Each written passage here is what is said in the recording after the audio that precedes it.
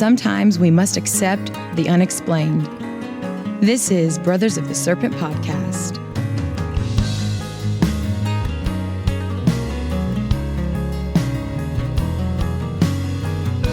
And welcome back, ladies and gentlemen, boys and girls, angels and demons, and monsters and serpents, to Brothers of the Serpent podcast, coming to you not live from the 10 by 10 by 10 tangent cube of science, nestled amongst the dusty bones of an ancient seabed high atop the Everest Plateau. And we are still getting new stuff here in the studio. Today we have new chairs. New chairs. Big ol' captain's chairs with arms, and they can lean back and they don't creak and stuff. Yeah. So, very comfy. Feeling much more comfortable in the Tangent Cube today. Yep. We're sitting in the Tangent Cube all weekend long, working on music, and sore from those old chairs. From the old chairs, yeah. Get them out of here. Bring the captain's chairs down here. These chairs were actually rejected by Kyle to put in the Tangent Cube about a year ago. He was like, no, they're too big. Yeah. But after spending 3 days sitting in those crappy old chairs, he was like, bring those new chairs down here now. That's right. All right, without further ado, let us introduce our good friend and longhead, Mr. Brett England, from deep beneath his secret space station in Secret's outer space. What's going on, buddy? How you doing out there? Excited for part 2 of the Anomalies. Yeah, we got a bunch more anomalies and other stuff. Like, this book is full of craziness, not just weird rains. So, also, we were getting these comments on Twitter from people like, "Oh, I predict a punderstorm in Anomalies Part 2." That was from Laser Printer Jam, one of our supporters. Slight chance of punderstorms on Anomalies Episode 2. That's genius. Yeah. All right. Without further ado, we have space weather news. As always, from spaceweather.com. A super sprite over China. Last week in China, a photographer captured a rare photo of a super sprite, a gigantic tentacled jet, leaping up from the stormy wake of Typhoon White Deer. See the picture and learn more about these strange forms of upward-directed lightning here, and there's a link there. Also, auroras touch the Magellanic Clouds. Earth is beginning to exit a stream of fast-moving solar wind that sparked episodes of G2-class geomagnetic storming over the weekend. On August 31st and September 1st, skywatchers in both hemispheres saw auroras, the strongest of the year so far. In New Zealand, the geomagnetic glow reached all the way up to the Magellanic Clouds. Wow, look at that. That's beautiful. Oh, yeah. A small crowd of photographers gathered on the evening of September 1st, the unofficial first day of spring here in New Zealand, says Mike White, who photographed the display from Port Hills outside of Christchurch. As astronomical twilight faded to night, a brilliant naked-eye display of tall rays formed, reaching upwards towards the large Magellanic Cloud. There were plenty of excited gasps amongst the crowd. Although the solar wind is still blowing faster than 600 kilometers per second, the storm is subsiding. Skywatchers around the Arctic Circle might see some auroras mixed with late summer twilight on September 2nd and 3rd. Other than that, auroras are not likely tonight. So, now here's a story they've got. This is a great story. 160 years ago, a geomagnetic megastorm. This is the anniversary of the Carrington event. Picture this. A billion-ton coronal mass ejection, or CME, slams into Earth's magnetic field. Campers in the Rocky Mountains wake up in the middle of the night thinking that the glow they see is sunrise. No, it is the northern lights. People in Cuba read their morning paper by the red illumination of Aurora Borealis. Earth is peppered by particles so energetic they alter the chemistry of polar ice. Hard to believe? It really happened exactly 160 years ago today. This map shows where auroras were sighted in the early hours of September 2nd, 1859. There's a couple of maps here. As the day unfolded, the gathering storm electrified telegraph lines, shocking technicians and setting their telegraph papers on fire. The Victorian internet was knocked offline. Magnetometers around the world recorded strong disturbances in the planetary magnetic field for more than a week.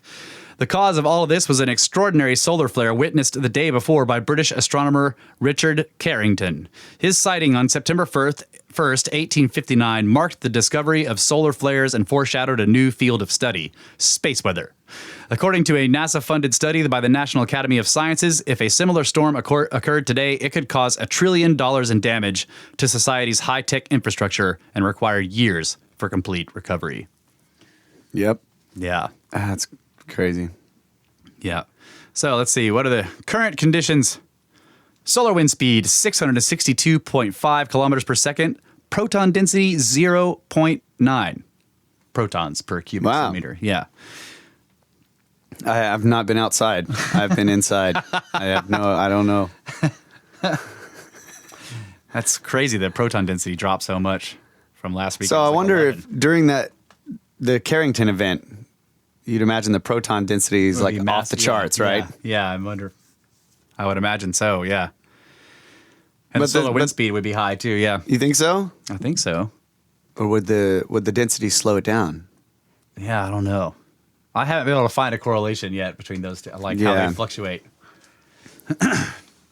Do not understand. Yeah. There's lots but of still trying to draw connections. There's lots of magnetic fields and stuff involved in it. It's not the same as just like moving material. Yeah, I know, but Yeah. It's like I'm just imagining if there's all this magnetic material that would disrupt the fields. Yeah. So then perhaps the wind, the quote unquote wind, The flow is disrupted. Would be Yeah. I also turbulence. think of a CME as just like a giant heavy mass of material coming out from the sun. Sorry, we're reading what the Watcher's saying here. The Earth's magnetosphere was shocked into creating shocking lights?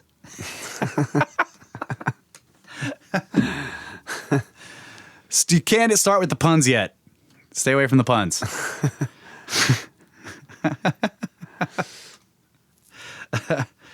All right, let's see. What else? What do we got here? Okay. Before we get to the listener communication stuff, I have this story I wanted to read. And you have one too, right? Yeah. Okay. So this one was sent by, we got this from multiple people online, sent multiple ways over Twitter, and people were talking about it. So I want to read this from phys.org, like physics.org. Complex quantum teleportation achieved for the first time. What? Austrian and Chinese scientists have succeeded in teleporting three-dimensional quantum states for the first time. High-dimensional teleportation could play an important role in future quantum computers. Researchers from the Austrian Academy of Sciences and the University of Vienna have experimentally demonstrated what was previously only a theoretical possibility. Together with quantum scientists from the University of Science and Technology of China, they have succeeded in teleporting complex, high-dimensional quantum states. The research teams report this international first in the journal Physical Review Letters. In the study, the researchers teleported the quantum state of one photon or light particle to another distant one. Previously, only two-level states, or qubits, had been transmitted, i.e. information values of 0 or 1. However, the scientists have succeeded in teleporting a three-level state, a so-called qtrit. In quantum physics, unlike in classical computer science, 0 and 1 are not an either-or. Both simultaneously or anything in between is also possible. The Austrian-Chinese team has now demonstrated this in practice with a third possibility of 2. Not understanding. But keep going. It has been known since the 1990s that multidimensional quantum teleportation is theoretically possible. However, quote, first, we had to design an experimental method for implementing high-dimensional teleportation, as well as to develop the necessary technology, unquote, says Manuel Erhard from the Vienna Institute for Quantum Optics and Quantum Information of the Austrian Academy of Sciences.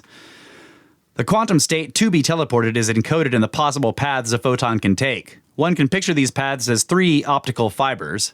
Most interestingly, in quantum physics, a single photon can also be located in all 3 optical fibers at the same time. To teleport this 3-dimensional quantum state, the researchers used a new experimental method. The core of quantum teleportation is the so-called Bell measurement. It is based on a multi-port beam splitter, which directs photons through several inputs and outputs and connects all optical fibers together. In addition, the scientists used auxiliary photons. These are also sent into the multiple beam splitter and can interfere with the other photons. Through clever selection of certain interference patterns, the quantum information can be transferred to another photon far from the input photon without the two ever physically interacting. The experimental concept is not limited to 3 dimensions, but can in principle be extended to any number of dimensions, as Erhard emphasizes. With this, the international research team has also made an important step towards practical applications such as a future quantum internet, since high-dimensional quantum systems can transport larger amounts of information than qubits. This result could help to connect quantum computers with information capacities beyond qubits, says Anton Zeilinger, quantum physicist at the Austrian Academy of Sciences at the University of Vienna, about the innovative potential of the new method. The participating Chinese researchers also see great opportunities in multidimensional quantum teleportation. The basics for the next generation quantum network systems is built on our foundational research today, says Jianwei Pan from the University of Science and Technology of China. Pan recently held a lecture in Vienna at the invitation of the University of Vienna and the Academy. In future work, the quantum physicists will focus on how to extend the newly gained knowledge to enable teleportation of the entire quantum state of a single photon or atom.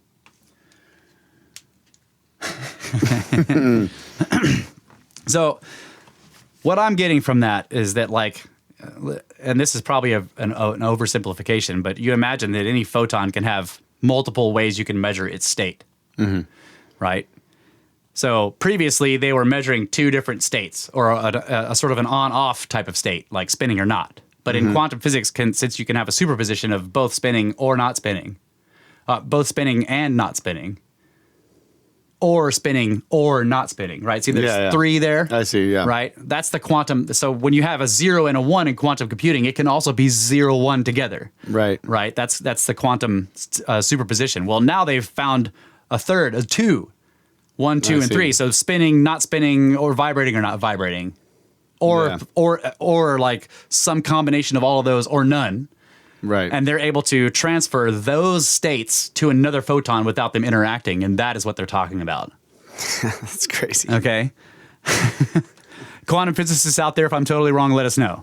But that was what I got from the description, is that they're saying they found it's a trinary, not binary, 0, 1, or 2 states, and that gives you a whole dimension more of possibilities for the different states that they can be or not be, or be together at the same time, or all 3, or whatever.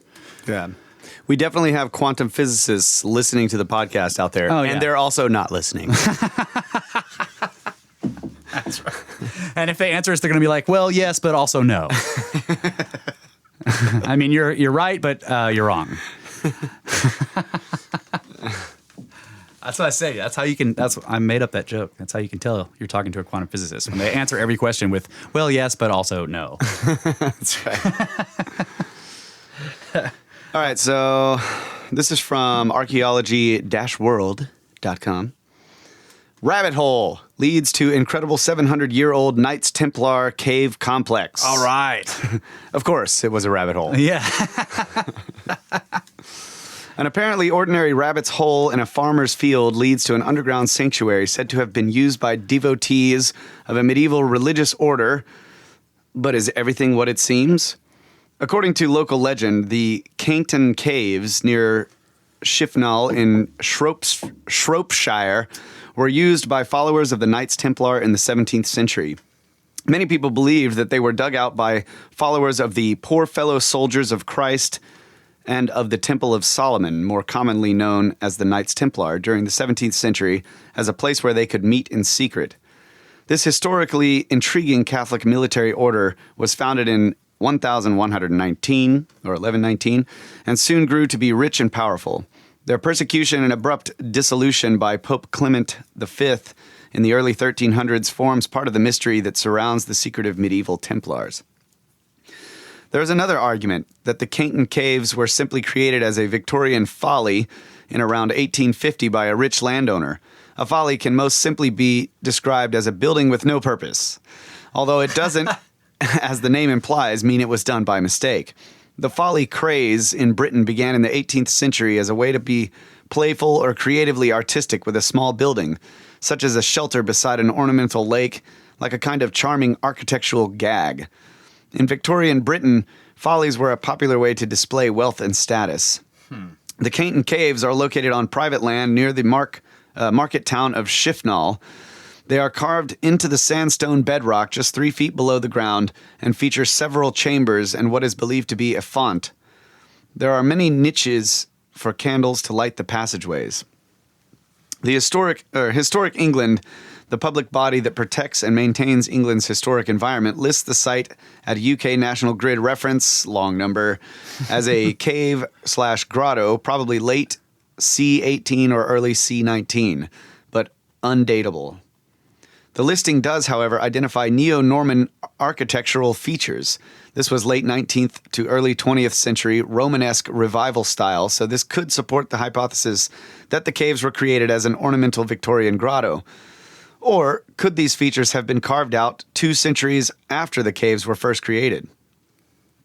Perhaps there is truth in both sides. Maybe the caves were carved out in the 17th century and the landowner simply rediscovered and repurposed an old and disused space. This is one option that doesn't seem to be up for discussion. No answers have been put forward to the question of how, 500 years after the order was formally disbanded, the Knights Templar group might be connected with the local area. The members of this order were armed knights with many privileges in the Catholic Church and thus were considered powerful and quite respected. Much of their prestige was linked to the Crusades, in which the Templars were noted as among the most skilled warriors. Their uniform, the iconic white mantle, or knight's cloak, had to be worn at all times. It bore a red cross that was a symbol of martyrdom. To die on the battlefield was a great honor. Wrong. Yeah. By the mid-12th century, schisms between the Christian sects were becoming even more fractious. When Jerusalem, which had been captured by the Christian army of the First Crusade in 1099, was retaken by Muslim forces led by the Sultan Salah ad-Din. Saladin, yeah. Okay, well, it's just separated into weird. Yeah. Saladin in 1187. It marked the beginning of the end for the Knights Templar. It would take just over a century for the Templars to tumble from being influential in the political arena, and collectively, individual knights were sworn to poverty, a little like monks, among the most powerful landowners, merchants, and creditors across the whole of Christendom. However, the fact that they fell from grace from such revered heights to such allegedly debauched lows didn't tarnish their reputation too badly in the long term. The secretive nature of the order and accounts of forced confessions of knights under torture by the Inquisition has left the Templars gilded with a romantic image of chivalry and fighting for the greater good against all odds. It's no wonder that people long to find a connection to them. In more recent years, since the late 19th century, the name of the order has become associated with several modern temperance organizations and with Freemasonry. Although 2 Templar crosses are noted to be carved on the interior of the caves, these are crowded by a host of more recent inscriptions. The Canton Caves have been favored by 21st century pagans and druids, especially for solstice and Halloween rituals. But it was their use by satanic cults, who have carved their symbols all over the walls, that prompted the landowner to seal off the caves in 2012. Sadly, various parties seem unable to resist the lure of this hidden grotto, and trespassers continue to break in periodically. So, modern satanic cults are breaking into these caves and carving their stuff on the walls. Yeah. The BBC featured an interview in January 2017 with Michael Scott, who was quite intrigued by an online video of the caves, so he decided to go there and see the place and take some photos. When he was asked to briefly describe his experience and impressions of the caves, he said, "I traipsed over a field to find it, but if you didn't know it was there, you would just walk right past it. Considering how long it has been there, it's in amazing condition. It was raining, so the slope down was quite sludgy, but inside the cave was bone dry." Local newspaper, the Shropshire Star, stands firmly in the camp that the caves date from the Victorian era and refutes any possible connections to the Templars.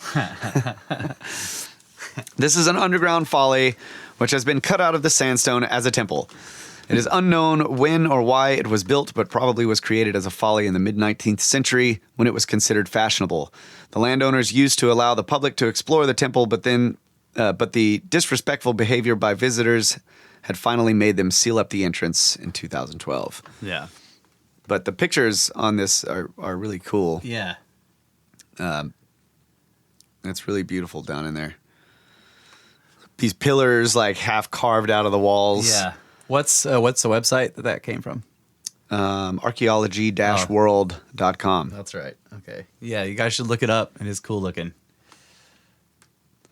And I wouldn't be surprised. I mean, they were talking about, there's architectural elements in there that date from later on, from fads, architectural fads later on. But the Templars were always. That's cool. Oh yeah, the Templars were known to be the starters of architectural fads. So it's not unlikely that they put that style in there long before it became a fad, because they were the creators of architectural fads during their heyday. So yeah.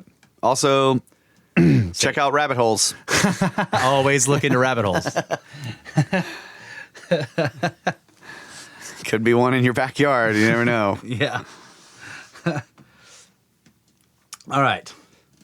Let me pull up these. You got anomalies? I got a short story here. Yeah, we also have the listener stuff, and we got 2 one-up boxes to open. That's right. Yeah, so I'll save those for later. Yeah. Space elevator. That's all I'm going to say. Space elevator to the moon. Hell yes. Sign me up. Genius idea. They revealed the plans for this, basically this elevator that's actually attached to the moon dangling towards the Earth. So we fly the rockets up there, and then they go inside this tube and are powered by, they attach to shuttles that are powered by solar panels and drag them to the moon. Yeah, that's great. Yes. Yes. Totally doable. Sign me up. Okay, this is through Patreon messages. So if you're a Patreon supporter, you can send us messages over that system. So this is from Robert. He says, "Hi, Kyle and Russ. I have a few questions and an idea I've wanted to share with you guys for a while now. Idea I have, : It's about the Moai statues you guys talk about. I got an idea from you guys when you described how solid ground liquefies while impacts are happening. So what if that is the reason they are buried in the ground?" Genius. But then again, it had to be a really short period of quakes. And the questions I have, : I know you share and follow Space Weather News stuff, but have you watched Ben's Suspicious Observers YouTube channel playlist about Earth catastrophe cycles, and therefore Diehold Foundation YouTube channel ones as well? Yes, we have. I just can't, to be able to do Space Weather News on the podcast, I have to be able to read an article, and you can't read a YouTube video. So, yeah. But yes, we have looked at Suspicious Observers. I'm aware of their work. He says, I have a reason to believe not. Am I wrong? You're wrong. Just saying. Because these videos are pretty much proving that sun micronovas, and when it does, it shoots out solid material. Maybe that's why ancient people saw them coming from the sun. Not only that, but a micronova will blast much of the seawater away from the planet and therefore make icy asteroids, which have perfect orbit for coming back to our Earth. So many things play a factor here, and it seems like the sun is the whole reason for it. If you haven't already, most definitely check out those 2 YouTube channels. It makes a lot more sense now. I mean, everything you guys are talking about, it just proves your work more. Keep up the good work, guys. Also, Sphinx cake is epic. Sphinx cake. Yeah, my birthday cake. Yeah. So yeah, I'm familiar with those work. I'm not too sure about the comets being created by ocean water being blasted away. I mean, that would take a lot of water and would imply that, I don't know. I have my doubts about that part. But the micronovaing, yeah. I can agree that the sun probably micronovas, and then we see flare stars out there. Basically what that's talking about is a flare star, micronova. They call it a micronova for some reason, but a flare star is just, occasionally they flare up and become extremely violent, and then it goes back to being chill for whoever knows how long, depending on how long the cycle is. So yes, that can cause enormous problems, can cause CMEs, huge lightning bolts and all this stuff. I don't know about blasting our oceans out into space to make comets. There are other good sources of water for comets. I don't know. You were talking about the way the stars will sometimes have these jets that are jets shooting out basically water. Yeah. And that could possibly be one of the sources of the Oort cloud. Yeah. I totally agree with that. I mean, astronomers have actually seen stars doing that. So describe that. Yeah. So if a sun forms, it's mostly of hydrogen. Now, obviously, newer stars are going to have other stuff besides hydrogen in them, but mostly the universe is hydrogen gas. right? That's the first atom to form after the Big Bang, okay, if Yeah. you're going with that model. So stars form out of mostly hydrogen, and then the fusion process begins, and it goes from hydrogen, the hydrogen starts to fuse to make helium and stuff fuse to It's make working its way up carbon. the It's periodic working table. its way up the periodic table. Eventually, it gets to oxygen. And when when the fusion process is making a lot of oxygen, the oxygen will bond with the hydrogen, and then enormous jets of water basically start shooting out of the north and south poles of the star. Like the star becomes a giant sprinkler. Now, obviously, the jets it's water in gas form because it's superheated. But once it gets out into space, it cools down, vaporizes, crystallizes, and then can easily form into a cometary cloud. Right. Yeah, that's freaking awesome. So I was looking The at question then becomes, why are they so dirty? They have all this organic chemistry going on. maybe in it's a them. lot more than just water. Just water, I yeah. mean, the force of the water coming out could be throwing all kinds of other stuff. with Oh it, yeah, you know. you're totally right. But it was cool looking at the diagram of the Oort cloud, which is even that itself is theoretical, yeah, but they have pretty good reason to believe it. Right. That it is true. the Kuiper Belt is also a theoretical object, but we know Yeah. that there's things in what we call the Kuiper Belt, and then the Oort cloud would be Yeah, the Oort cloud is spherical, basically. at the and- far reaches of the sun's gravity hole. Right, and that sort of lends credence to the idea that if the material for the Oort cloud came from the poles, it would be more spherical shaped. Right. Whereas it's always the gravitational pull and the orbiting around the sun usually pulls things into a disk. Yeah. But so this thing would obviously be more spherical than Yes. if it was just thrown out Right. from any other part of the sun. Like Yeah. if it, I don't know. I also still cool. like the Sumerian story of Tiamat and, Nibiru or Marduk as a reason for some of the comets with strange orbits. Yeah. But, who knows? Just saying, there's plenty of ideas. My problem with micronova material coming to the Earth and blasting enormous amounts of ocean water, our Earth doesn't have big enough oceans. Like if you start depleting the Earth of ocean to make comets, to make the amount of cometary material we know is out there, well, the Earth is going to run out of ocean real fast. And so in order to rewind that process, you have to fill the Earth up with water to where there's no land mass at all before it starts. Yeah. So I don't know about that. I think it's more likely that there are other sources for the water. Yeah. But it's still a cool idea. And the micronova, yeah. Surely impacts on Earth have caused parts of the ocean to fly out into space. Yes. And don't call me Shirley. Absolutely. So, But yes, really cool ideas. Thanks for sending us the comment, man. Appreciate it. And also thank you so much for your support on Patreon. Really appreciate that. Okay, so I got some email stuff here and some comments from the website. So on the episode number 49, Gods of Eden and Worlds in Collision, somebody whose name is Reserved Mountain says, had to listen 2 times in a row because this episode is blowing my mind. Thanks, buddy. heck yes. Really appreciate that. Let's see. Okay, so this came from Brandon Ricks, History Shift, right after we posted the last episode. He says, to my snake brothers from a different snake mother. Long-time listener, first-time writing. I have listened to the entire back catalog, and the cranial deformation into a long head has definitely started. I am proud to call myself a snake bro and try to share the shows with as many people as I can. So much as I have started tagging you guys with the stickers I ordered from the Snakeskins. No, he's bought a bunch of our stickers and he's like slapping them into bar restrooms and stuff. It's like, whap, Snake Bros. It's awesome. Wow. Don't worry, the first fell on my laptop, of course. Just finished 111, and have no fear, your puns did not drizzle on deaf ears. I'm sure they will keep pouring out in the next episode, and I hope the funny just showers down on you. I love hearing the guests, but what brought me in was you two. Please keep up the sprinkling of jokes and puns. It makes learning about new information more fun, dare I say, a plummet of knowledge. Keep up the great work. You guys literally precipitated out of the sky and into my life and brought with it a pratfall of humor and wisdom. He's like all these brain freaking puns. I'm very excited for CAC and Arklantis. Sorry I had to write this to get the puns out of my head. Snakes! Warm and fuzzies from your cold-blooded brother in Montana. Yes, sir. Hey, man, thanks a lot for that. Because, there is this, behind the scenes discussion of like, do we laugh too much? Yeah. Because some people, we've gotten that. Yeah. But, you guys have responded. We talked about that, and y'all have responded with a lot of warm and fuzzies. So I appreciate that. Lots of warm and fuzzies. That's great. Yep. Let's see. What else do I have here? Serious subject matter with a sprinkle of jokes. That's right.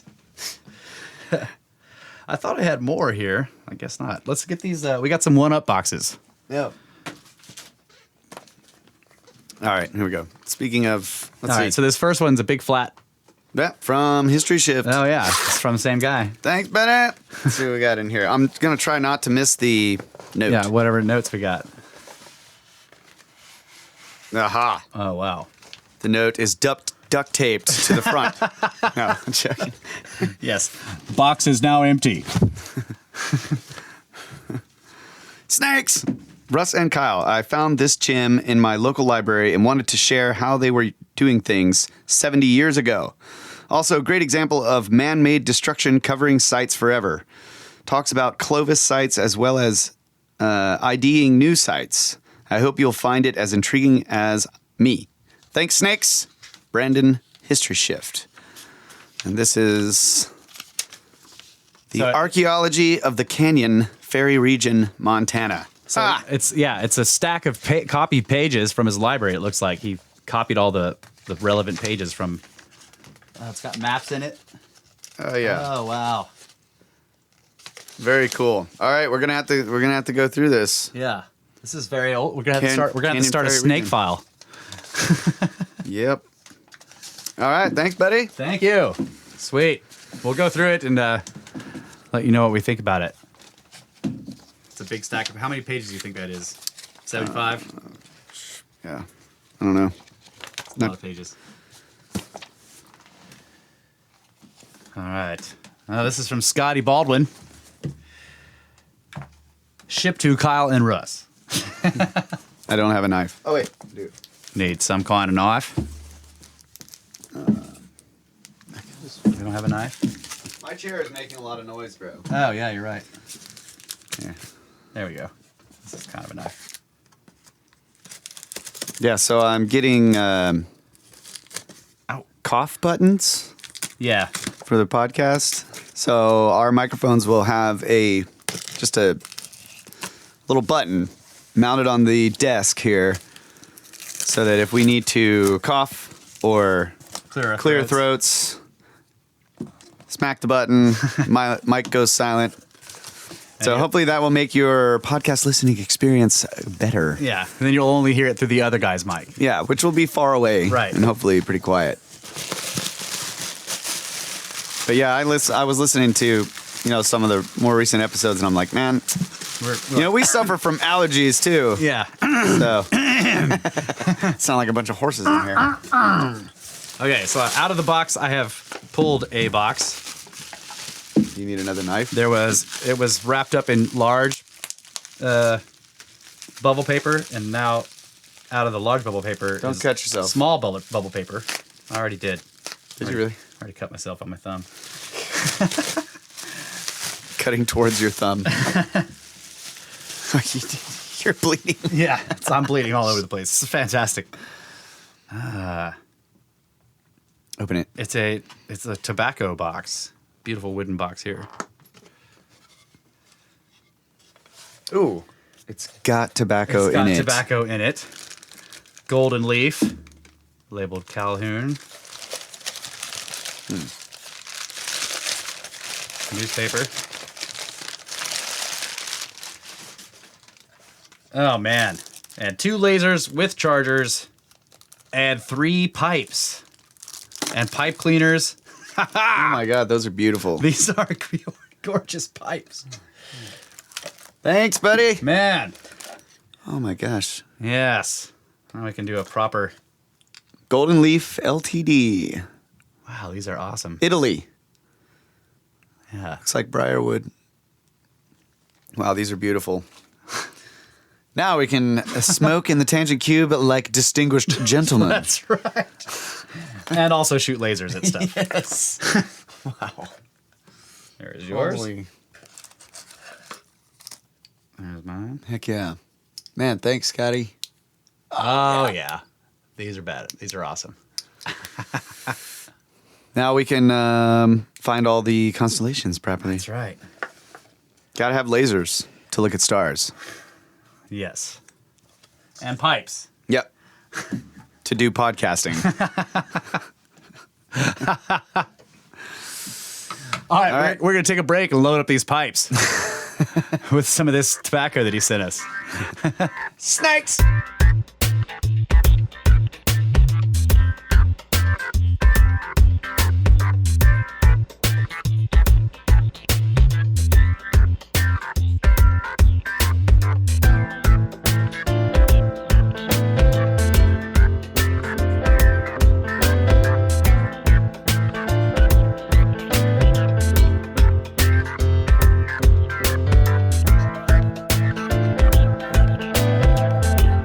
Welcome back, Brothers of the Serpent Podcast, episode 112. Anomalies Part 2. Brothers of the Serpent podcast. Oh, yes. We have... Trying to learn to talk with a pipe in my mouth now. I'm going to read all the stories just like this. Thank you, Scotty. And these pipes are history great. shift for Yeah. the one-up boxes. That's right. Anybody wants to send us one-up boxes, get a hold of me by email, and I can get you the address, the P.O. Box. So, you ready to get back into these anomalies? Yeah, absolutely. So, the first thing I wanted to say, in some of these older accounts, they describe the creatures or the fish or whatever as nondescript. And what that meant back then was unidentifiable. Today we use it more as like, you know, it doesn't mean that in the same way. Okay. Okay. So they used it in the way of like it can't be described, nondescript. What do you mean? How do we use it today? Well, I'm just saying that like the word we would use today is unidentified. Oh, I see what you And mean. back then they said nondescript. I guess it does mean the same thing now, but what they usually will say now is unidentified. I gotcha. Yeah. Yeah. Yeah. Like, let's see. There was one. Like on a lot of these, the worms, you know, where they were saying they would call them nondescript creatures, whatever, and they were like forked tails and. Yeah. But nondescript meant because then they call it nondescript and then they proceed to describe it. I gotcha. But what they meant is unidentifiable, you know, or unknown, basically. So there's one more here of the. Thanks for the disambiguation.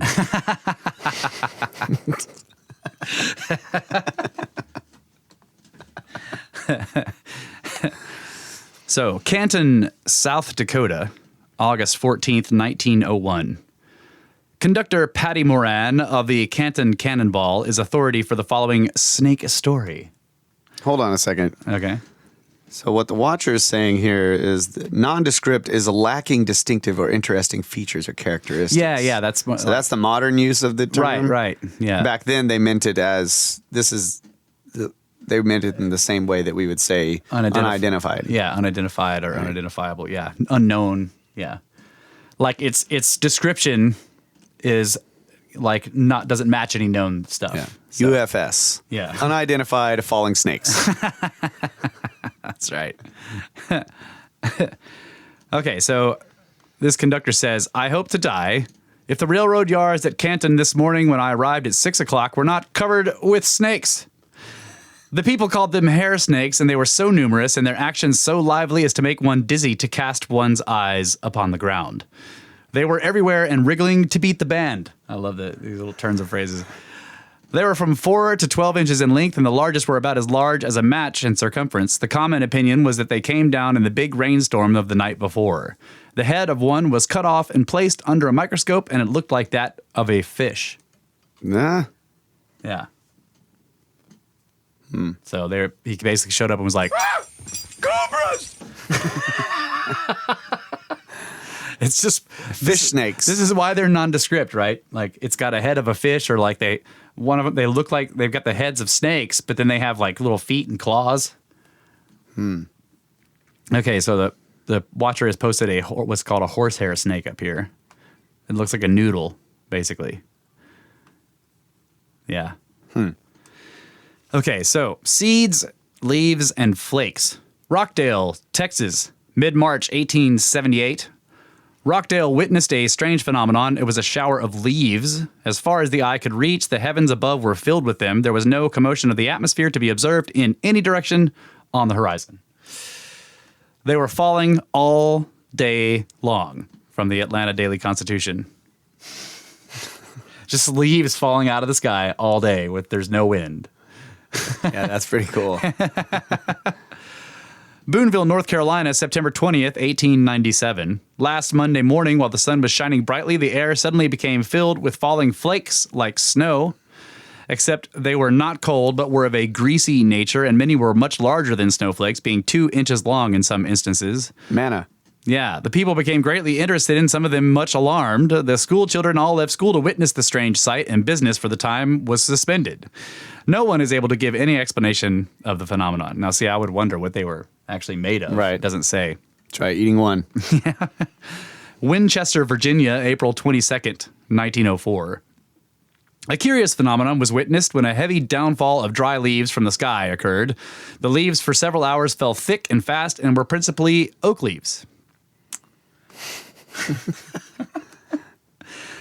Wichita, Kansas, August 3rd, 2001. People in homes near 13th and Woodlawn reported seeing what looked like extraordinarily large, dried corn husks spiraling down from the sky at about 6 p.m. They just kept coming down, a witness said. There had to be, I don't know, thousands of these things. There is no telling how many of these leaves fell. Our region, in fact, the whole country, was tornado-free on Friday. It wasn't even particularly windy, meteorologist Jeff House said. So you just like corn husk leaves just come spiraling down out of the sky. Rain on the city for an hour.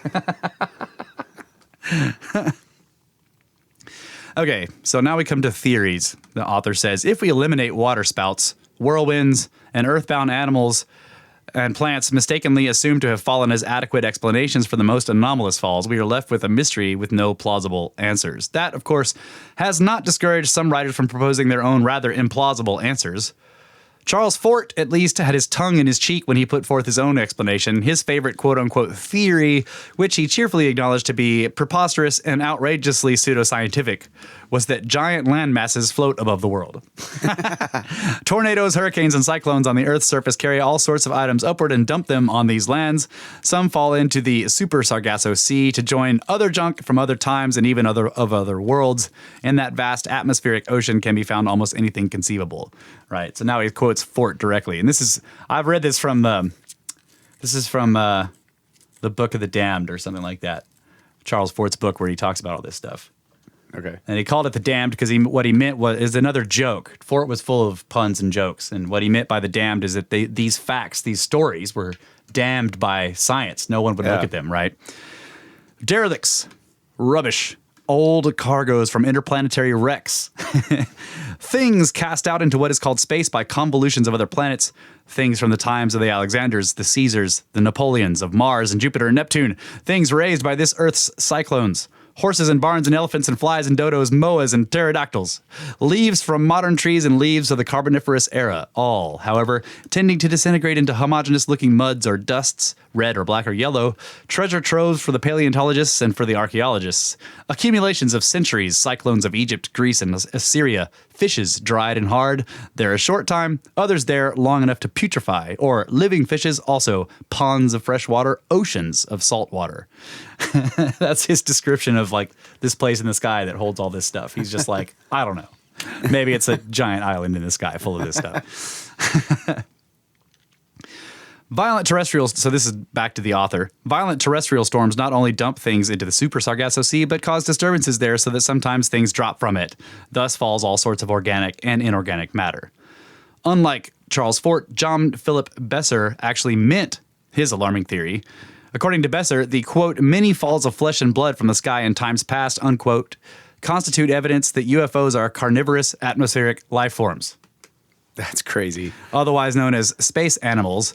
How else to explain mysterious disappearances of people? Relatively more prosaically, another 1950s UFO writer, Morris K. Jessup, who is kind of famous in UFO circles, thought the answer fairly obvious. The live things that have fallen from the sky are, quote, the inhabitants of celestial hydroponic tanks. And their falls come from one of two things. One, when the tanks are dumped and cleared for refilling, for whatever reason there might be. Or two, that the falls may be the residue from the collection of Earth while the monitors of the tanks are replenishing their supplies. So that, like, UFOs have sample tanks inside of them, and then every once in a while they dump them out. Yeah. And in other efforts to make sense of falls, writers of a Fortean disposition are inclined to draw on the concept of teleportation, the paranormal transportation of an object from one place to another, as a sort of blanket explanation. But even if teleportation is a real phenomenon in nature, which is by no means certain, to put it mildly, it begs the same sort of questions more conventional approaches do. In other words, it does not address the selectivity of falls and the staggering volume that falls in a number of the cases. So that's the same thing. I've thought of the same thing. I'm like, if it's teleportation, like you imagine some kind of weird magnetic anomaly that's happening as the sun's doing something and then the planet's magnetosphere does something weird and then it teleports stuff. Well, it should teleport everything, just like a whirlwind should take everything, right? Everything not nailed down. So the selectivity is weird. Yeah, that's what makes it so anomalous. Right. Exactly. But what was the whole space creatures thing. Yeah. Those videos on some UFOs are actually space animals. I think that's totally possible. That's cool. Yeah. I like that idea. But that doesn't. But I was just going to say doesn't explain the weird falls of creatures. It just. Right. No, I know that, but I just like the idea. Yeah, but the whole thing of like a giant fall of like putrefying flesh that's just random, unidentifiable flesh, right? Or even fresh flesh that doesn't necessarily have recognizable earth animal parts in it, could be remnants of some giant space creature, I guess. I don't know. Yeah, I was just thinking of those videos of, NASA dropping the tether and all those horseshoe crab, space crabs flying around that sort of look like saucers. Yes, I agree. Maybe sometimes they come down and go into the water and eat up a whole bunch of a specific type of fish that they like. And then they fly up there and some of them are like, ugh, these are gross. They actually get puked. Yeah. Animals do that. They'll gorge themselves and then regurgitate by accident. Yeah, it's totally possible, man. I mean, who knows? The late... it wouldn't necessarily burn up if they weren't that high, right? Things burn up in the atmosphere because they're coming in at 22,000 miles an hour or whatever. Yeah. But if you're just in the atmosphere and you drop a bunch of stuff, it's just going to fall. Yeah. Now, if they got up into space... And they were going at orbital speeds, then yeah. Okay, back to the book. The late Damon Knight formulated what amounts to a non-satirical... What? He meant the alien animals when they come down from outer space. Oh, well, they must have... If they're space animals that come onto the Earth, they have some way of... slowing down. Of powering their movements. So, yeah. Maybe they interact with the magnetic field. Yeah. Russ is right. Watch her. All right, sorry, go ahead. Alien Anomalies. That's a cool name for them. Make fun of his typos. Okay. So Damon Knight formulated what amounts to a non-satirical reworking of Fort's satirical hypothesis. A sober, scientifically sophisticated man, a highly regarded science fiction writer and biographer of Fort, Knight charted weather records and matched them against reports of falls and unusual space and aerial phenomena in Fort's books. From 1877 through 1892, a period of unusually intense anomalous activity, he found what seemed to be striking correlations. He reviewed other kinds of evidence from physics and astronomy on the effects of extraterrestrial energies on everything from weather to behavior, as well as scientific theories about parallel universes. These led him to suggest that, quote, under certain conditions of gravitic and electromagnetic strain in the solar system, channels open through which material objects can reach the Earth from parts unknown, or can be transferred from one part of the Earth's surface to another.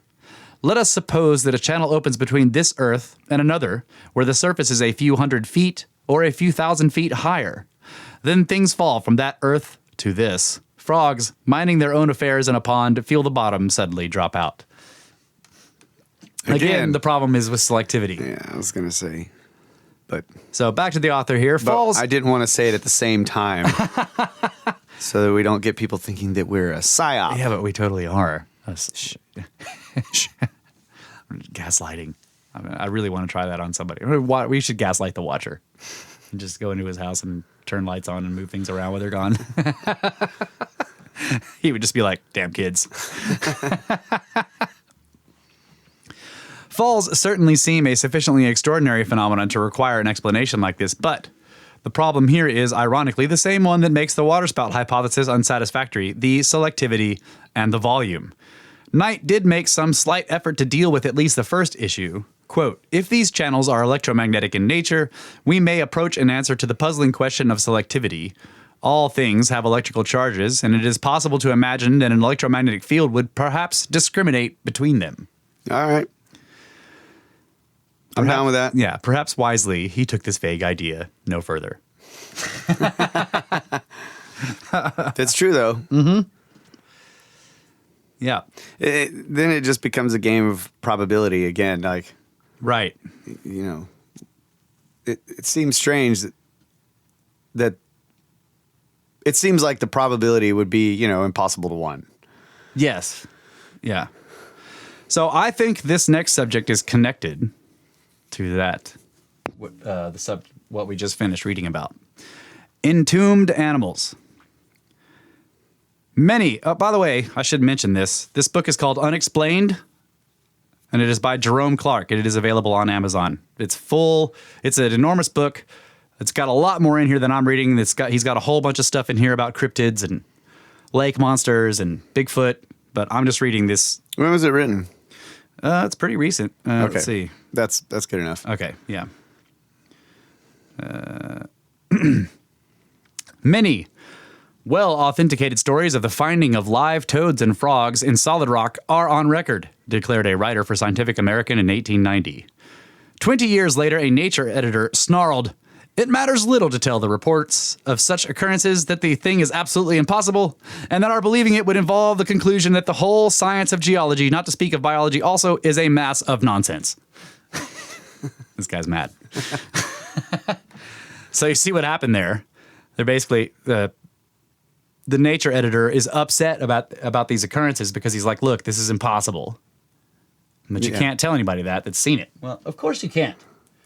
That's doing it the wrong way around. We try to say this all the time about scriptards. If something happens, you trying to explain that it couldn't have happened because your theory says it can't is wrong. That's the wrong way to do it. That's not science. Okay. So the author says both are right. The thing is absolutely impossible, and there are many well-authenticated stories of it. So it's both things. It must be quantum. Yeah. The Polish writer Stanislaw Lem once observed, quote, "No matter how unlikely a thing is, if it happens, unquote." Yes.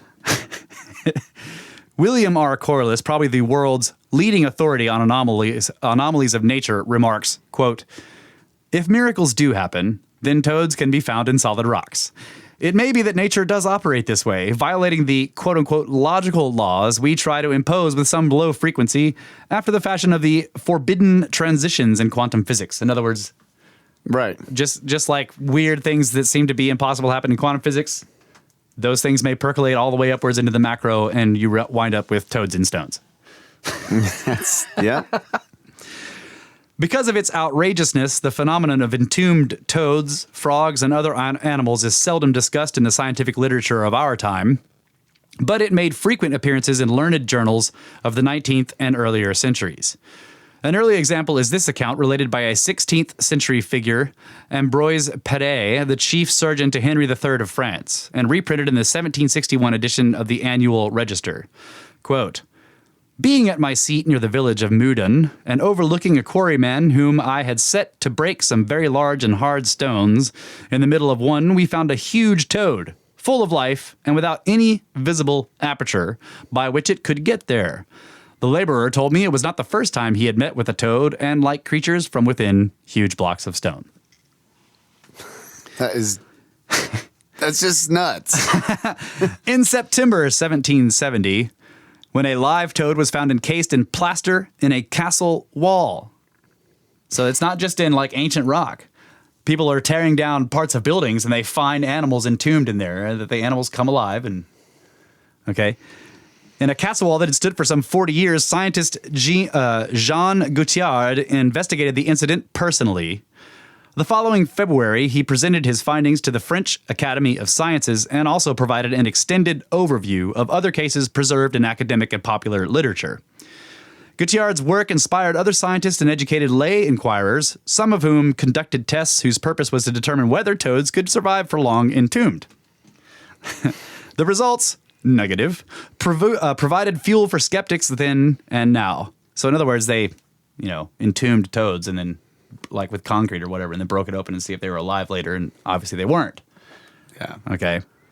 Even so, the reports continued. One of the most famous and most often cited cases, however, may not be all it appears to be. At Hartlepool, England, on April 7th, 1865, laborers doing excavation work found a block of magnesium limestone 25 feet below the surface. As they were breaking it up, they related it split open to expose a cavity in which, to their astonishment, they saw a living toad. The cavity was no larger than its body and presented the appearance of being a cast of it, the Hartlepool Free Press reported on April 15th. The toad's eyes even shone with unusual brilliance, and it was full of vivacity on its liberation. It seemed at first to be experiencing difficulty breathing, probably because its mouth was sealed shut. At first, a barking, quote-unquote, sound came out of its nostrils, possibly related to inhalation and exhalation problems. Soon this ceased, though it would emit a startled bark whenever it was touched. When discovered, the toad was of a pale color, indistinguishable from that of the stone in which it had been entombed. But in short order, it grew darker until it became olive brown.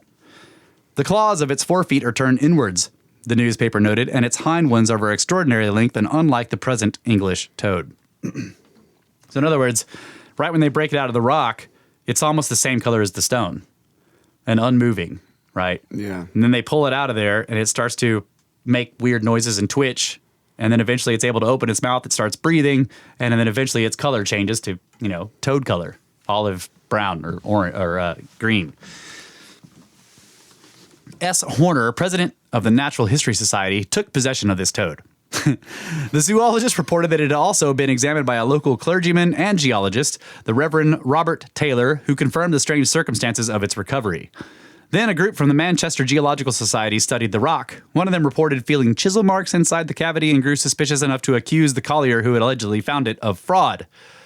After denying this, the workman then lapsed into silence.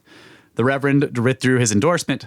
Though nothing was proved one way or another, under the circumstances, skepticism of the story seems the only appropriate response.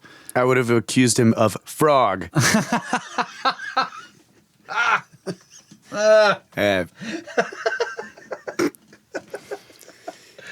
Obviously, he's a frogster. That's right. But yeah, I was gonna ask about that. Like, who, somebody's bound to have saved some of these rocks with half toads. Yeah. Depressions in them or whatever. Well, you'd think that too about like all the stuff found in coal, because all the reports say that they broke open the coal and you could see the imprint, and you would think that it had been saved. And they probably are in museum basements somewhere. Yeah, or private collections. Yeah. The Free Press appended this commentary to its original article. The world now had another story of a toad in a hole, illustrations of which the toad's perilous passion for holes abound in our literature. And if we turn over to the leaves of our local chronicles, numerous examples present themselves. We read of the discovery within the last 100 years of live toads in all sorts of possible and impossible situations.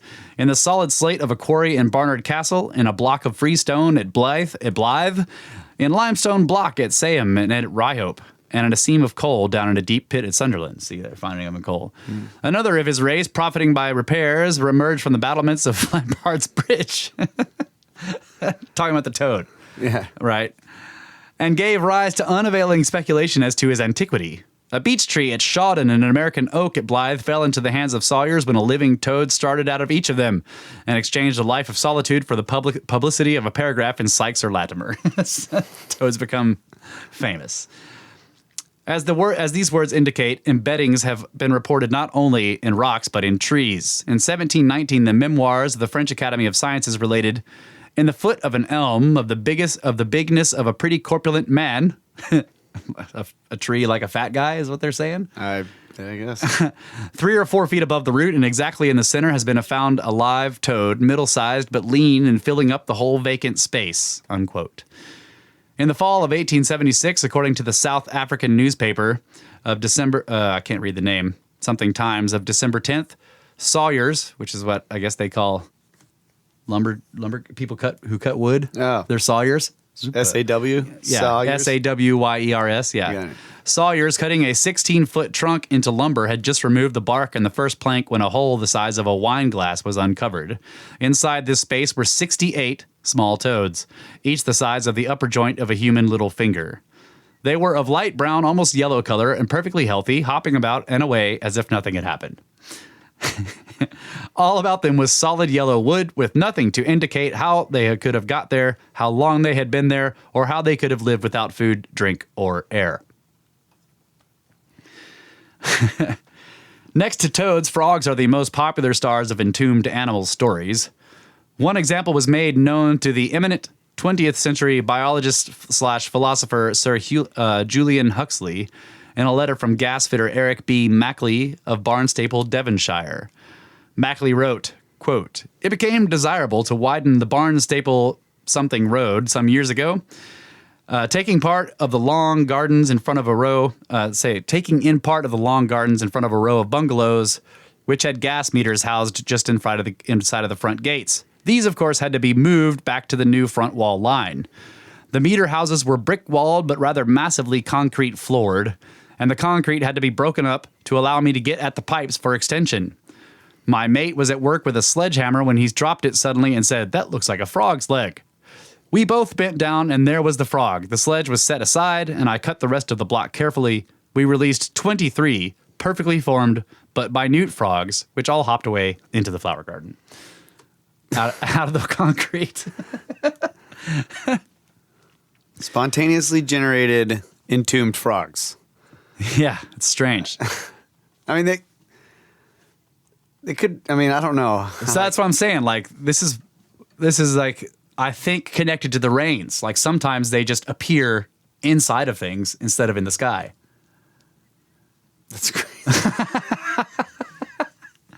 I always thought that, like, this, you know, like when you get just frogs rain out of the storm randomly, and then, like, sometimes you find the frog stuck inside of stone or concrete or part of a battlement, or, you know, you're tearing up a road to rebuild something. And there's a frog stuck in there, but it's alive. You know, like, Yeah, like it was in stasis right before you broke it open. You know, right? Yeah. Tilloch's Philosophical magazine related this lizard in stone story in 1821. A short time since, as David Virtue, mason at Archertool, a village 4 miles from Kirkcaldy in Scotland, was dressing a barley millstone from a large block. So he's making a millstone out of a giant block. After cutting apart, he found a lizard embedded in the stone. It was about 1.25 inches long, of a brownish yellow color, and had a round head with bright, sparkling, projecting eyes. It was apparently dead. But after being about 5 minutes exposed to the air, it suddenly showed signs of life. One of the workmen very cruelly put snuff into its eyes, which seemed to cause it much pain. It soon after ran about with much celerity, and after about half an hour was brushed off the stone and killed. When found, it was coiled up in a round cavity of its own form, being an exact impression of the animal. This stone was naturally a little damp. About 1/2 inch all around the lizard was a soft sand, the same color as the animal. Huh. There were about 14 feet of earth above the rock, and the block in which the lizard was found was 7 or 8 feet deep into the rock, so that the whole depth of the animal from the surface was 21 or 22 feet. The stone had no fissure, was quite hard, and one of the best to be got from the quarry, perhaps the best in Scotland. So it was. Yeah, and I understand why, you know, from that perspective, why the impression may not have been saved because they have a job. They're making this millstone. Yeah. Yeah. And so you're not going to, let's ruin the entire millstone by cutting out this little impression. Yeah. And then in other cases, it's always on work jobs, it's quarrymen or people cutting up trees to make boards or whatever. But you would think that at one point somebody would have saved something. The Los Angeles Herald printed this brief account in its April 26, 1909 issue. Miners working in the shaft of the Den mine discovered a toad buried in the limestone and still alive. The animal was found at a depth of 1,265 feet. And the men on shift at the time felt all sorts of chilly shivers chasing each other over their backs when the antediluvian creature hopped from the little cavity where it had rested for thousands of years. This is not the first instance of such a discovery, but it is probably the first time in the history of this district. It's 1,265 feet below the surface. Yeah. Now, they make a bunch of assumptions about it being antediluvian and how long it had been there, but still, it's weird. In December 1914, a crew doing repairs on a science hall at Yankton College in South Dakota found a toad entombed in a basement air shaft, apparently there since 1892 when the building was constructed. The toad had resided in its brick tomb so long it was brick red on the underside, a local correspondent informed the New York World. Though large in size, it lacked claws, which it apparently had worn off trying to escape confinement. How it lived is a mystery, the writer observed. Not a drop of moisture could have reached the toad in all the years it had been a prisoner. So in that one, they're assuming that it was bricked in when the building was built, but somehow went into stasis and remained alive after first trying to claw its way out and wearing its claws all the way down to nothing. Yeah, that's just weird. One account from a World War II British soldier has two animals entombed together.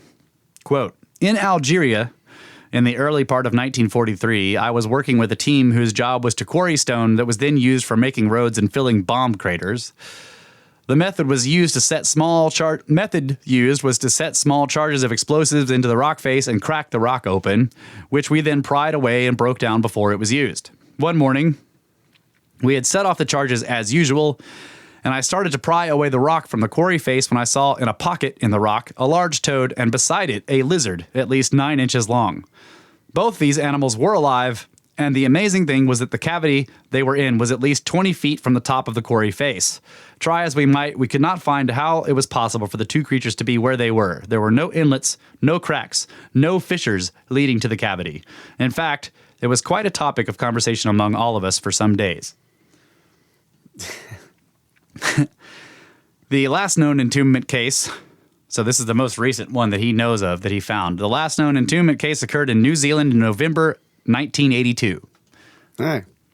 When a crew working on a road extension on the North Island supposedly found a frog inside a recently broken rock. Another was found later in the day under similar circumstances, according to Auckland's New Zealand Herald of December 9th. See, maybe it's something about the area. What do you mean? Well, if this is somehow a naturally occurring phenomenon and this is not, a mistaken account, or all these accounts would be, you know what I mean? Yeah. If this is real, this really happens and there is no way for these creatures to get into where they were found. So take it all at face value, how to study what's causing it. First thing I'm thinking is maybe it's the area on the planet. Like there's something about the conditions of the area. Yeah. So since the rainfall type scenarios, look at all the areas and then see if anywhere there's a corresponding frog found in a rock. Oh, I see.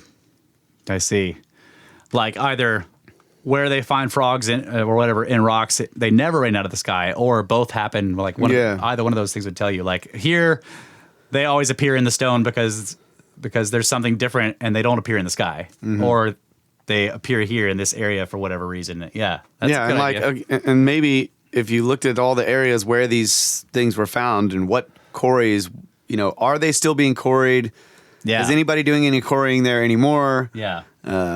Or have the quarries moved? And I think they move. Yeah, They're not going to stay somewhere forever. I think that we would still be finding this kind of stuff, except that we've mechanized so much of this process. Oh, yeah. It's the same thing with the coal mines. Like people used to find, like back in the day, when every morning or every once a week you would get a big delivery of coal down your coal chute, and you would have to go down into the basement and break it up and throw it into your kiln or your furnace or whatever, keep your house warm. That's when people were finding, because they were actually handling the coal, and the miners down in the coal mine were also like down there, like physically, manually handling the coal. Now everything is so mechanized that any frogs or gold chains or whatever that ends up in coal or in rocks at quarries they just don't get noticed, because you're behind the controls of a gigantic machine and you're not actually at the quarry face or at the face of the coal. Yeah, that's a good point. Well, that's what's interesting. Like 1980s, that's like right at the time when, like, a lot of things are changing in the way, like getting mechanized. Yeah. So that's cool. Yep. Break time. Snakes.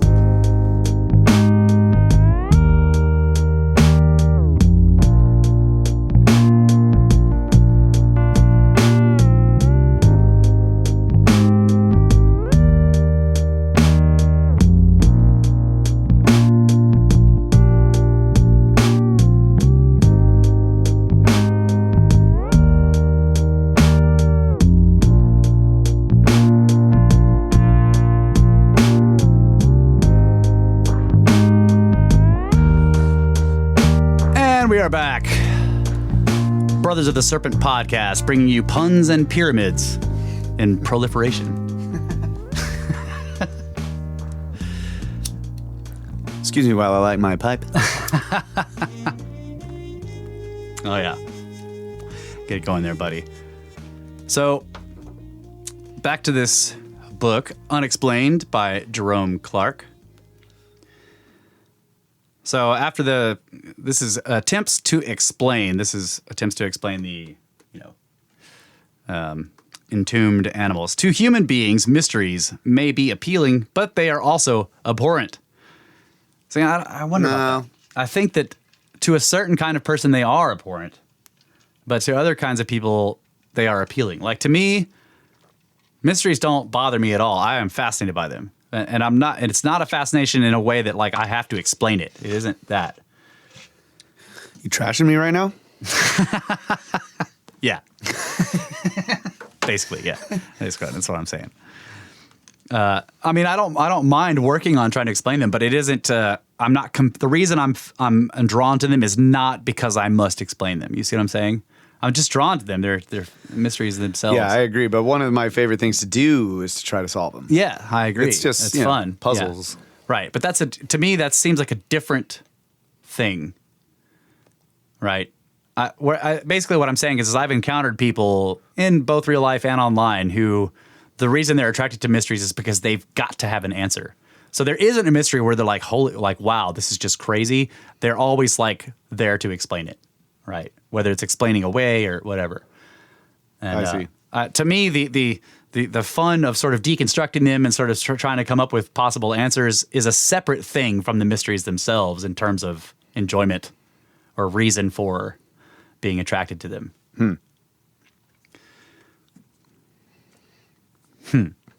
I just haven't analyzed it. That's cool. Yeah. I don't know if I can separate the two. I just haven't really thought about that. But I just love them. And then I like to work on them. Yeah. Well, like, for example, I can read a book like this and not make any attempts to try to explain it. Just be like, just to become aware of the mysteries themselves is great. Okay, yeah. I can do that. Then I can sit down with people and talk to them, and then they inevitably want to try to understand what's going on, and then I'll get into it with them, and that's also fun. But I can read the book and just be like, holy shit, freaking frogs ran out of the sky.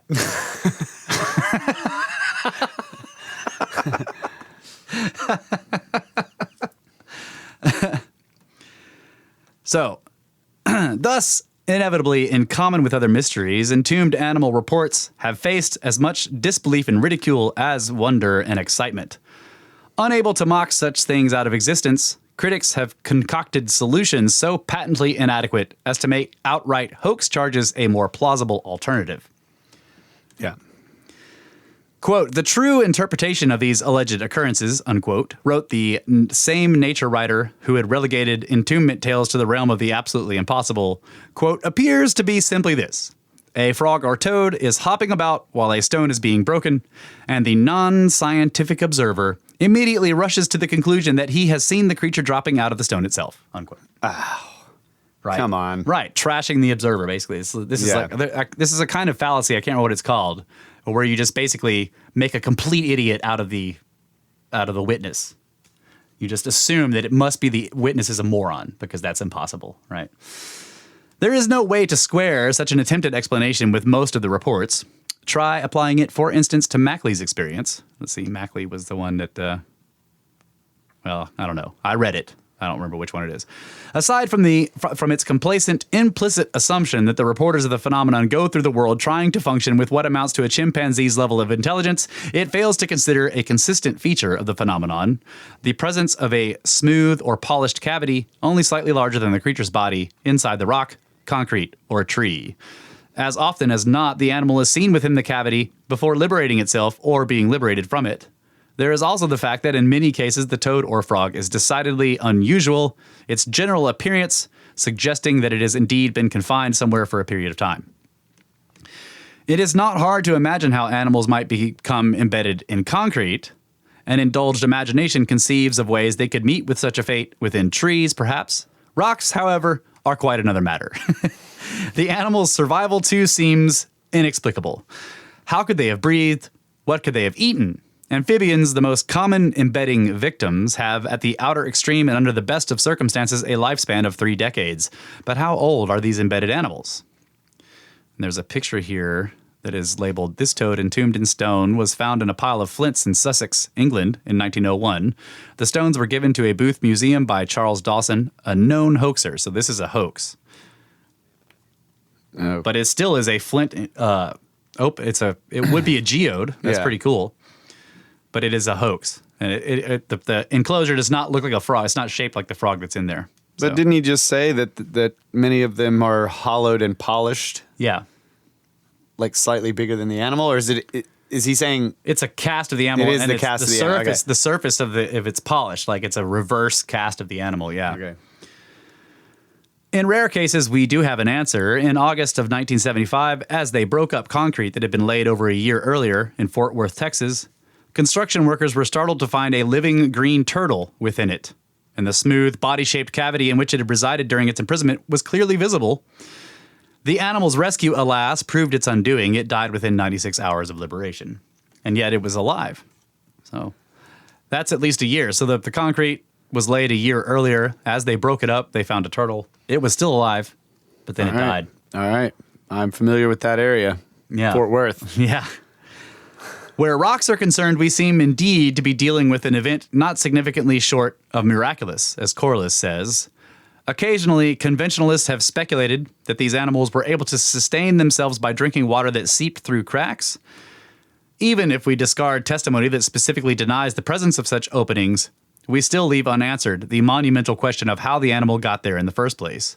The implication, it need hardly be stressed, is that it was there for a long time. Nothing about this phenomenon makes any kind of sense. It seems to defy not only natural, but even any conceivable outlandish explanation. Of the phenomenon, all we can do is to acknowledge that while it is entirely impossible, it apparently happens anyway. So what's great about this book is at the end of each section, he lists all of the sources, right? And he gives you further reading. So toads and he just lists a whole bunch of possible sources for looking at this. Toad in the Hole, source material on entombed toad phenomenon, London, Fortean Times, 1986. Enigma of entombed toads from Fortean Times. The Mystery of Entombed Animals, Info Journal, right? Just a whole bunch of this stuff, which I'll probably look up because there's Scientific American, Toads and Rocks, Nature, Nature Journal from 1910, Toads and Frogs and Stones. That's awesome. Okay. It's impossible, but it happens. Yeah. So let's go. There's a way to figure it out, you know? What's that? I'm just saying. Oh, yeah. There is a solution. Go away. Sorry about that. Rookie move. That was my alarm clock. I got my phone on mute. Oh, yeah. Your alarm goes through any mutes. Yeah. Rookie move. Yeah. Yeah, so I agree that if it does happen, There's a way to figure it out. there's an explanation. Yeah. The question is it quote unquote outlandish? Probably. Like, it's going to be something that is going to like push the edges of known science. That's my assumption, is that to end up with something entombed in stone that's supposedly millions of years old, or even tens of thousands of years old, it's going to be a quote unquote outlandish process. Right. Outlandish to the known scientific To model. known science, yeah. There is no mundane pathway to explain this without totally discrediting witnesses, sight unseen. So Yeah. See, that's what attracts me to the mysteries. Right. It suggests unknown forces or phenomena. Yeah. Yeah. I totally agree. And to me, and this may be completely wrong, but to me, the falls from the sky and the entombed animals are part of the same phenomena. Yeah. Yeah. Just the ones that end up entombed in rock did not appear in the sky, or whatever happens, That I agree, it would be cool to look at, like, see if, frogs rain from the sky in this one area, and then that's where they found some entombed frogs in some tree or whatever. Mm-hmm. That would be very interesting. All right. What are the, I can't think of the creatures like the orcs or whatever in J.R.R. Tolkien's Lord of the Rings that lit, like they sort of hatch out of the ground. Birthed out of the ground, yeah. Yeah, orcs. That's what it makes me think of. And I wonder if he encountered that. Yeah. This is entombed animal. And that's the other thing. You break open the ground and there's this creature stuck in a pothole in there, yeah. Yep. Don't dig too deep. Yeah. Oh, that was the Balrog. Yeah. Yeah. But it's interesting that they're reptiles, Yeah. lizards and frogs. Yeah. Okay. Reptiles? Ice falls. Dominic stood up from a kitchen chair and took a step or two just before his roof caved in. Wow. When he managed to recover his senses and get back to his feet, he was able to reconstruct what had happened, and it still did not make much sense. A 70-pound chunk of ice had crashed through both the top of his house and the attic and had fallen in 3 big pieces into the cooking area. It was not storming in Madison Township, New Jersey on the evening of September 2nd, 1958. Dominic's 14-year-old son, Richard, said he had just seen 2 airliners flying by just before the bizarre fall, but airport officials denied that the craft were carrying ice. The Rutgers University Meteorology Department said atmospheric conditions could not have created ice of such size and weight, so where did it come from? It could have been on the tail. It builds up on the plane. Falls of ice comprise one of meteorology's great mysteries, though meteorologists have only reluctantly addressed the question, and usually only when asked. Most of the falls are quote-unquote explained as resulting from the accumulation of ice on aircraft. This explanation, however, is a non-starter for several reasons. One is that electrical heating systems on most modern aircraft prevent ice buildups on wings or other surfaces. Moreover, even on older planes without such heating systems, speed and construction ensure, according to the Federal Aviation Agency, that the possibility of accumulating significant amounts of ice, here the FAA was referring specifically to a fall of a 10-pound block, is, quote, extremely rare, unquote. Finally, some of the fallen ice is of such enormous proportions that were a plane carrying it even for a short time, it would be in serious danger of an imminent crash. On the other hand, anomalous Peter Hassel notes the inevitable exceptions. On occasion, ice does fall from aircraft holding tanks. Blue chunks that smell of chemicals or greenish-yellow pieces that smell of urine, not to mention rather rarer cases of brown pieces smelling of something even worse, certainly originated in this way, he writes. Clearly, these are neither mysterious nor relevant to the present subject. Large blocks of ice were raining out of the sky long before the invention of the airplane. Late in the 18th century, for example, a block, quote, as big as an elephant, unquote, reportedly fell on Seringapatam, India, and took 3 days to melt. Though poorly documented, it is not inherently incredible inasmuch as later accounts of similarly oversized ice blocks are not exactly rare. In 1849, the Edinburgh New Philosophical Journal took note of the following event in August of the same year in Scotland, quote, a curious phenomenon occurred at the farm of Balvilick on the estate of Ord, occupied by Mr. Moffat on the evening of Monday last. Immediately after one of the largest peals of thunder heard there, a large and irregularly shaped mass of ice reckoned to be nearly 20 feet in circumference and of a proportionate thickness fell near the farmhouse. It had a beautiful crystalline appearance, being nearly all quite transparent.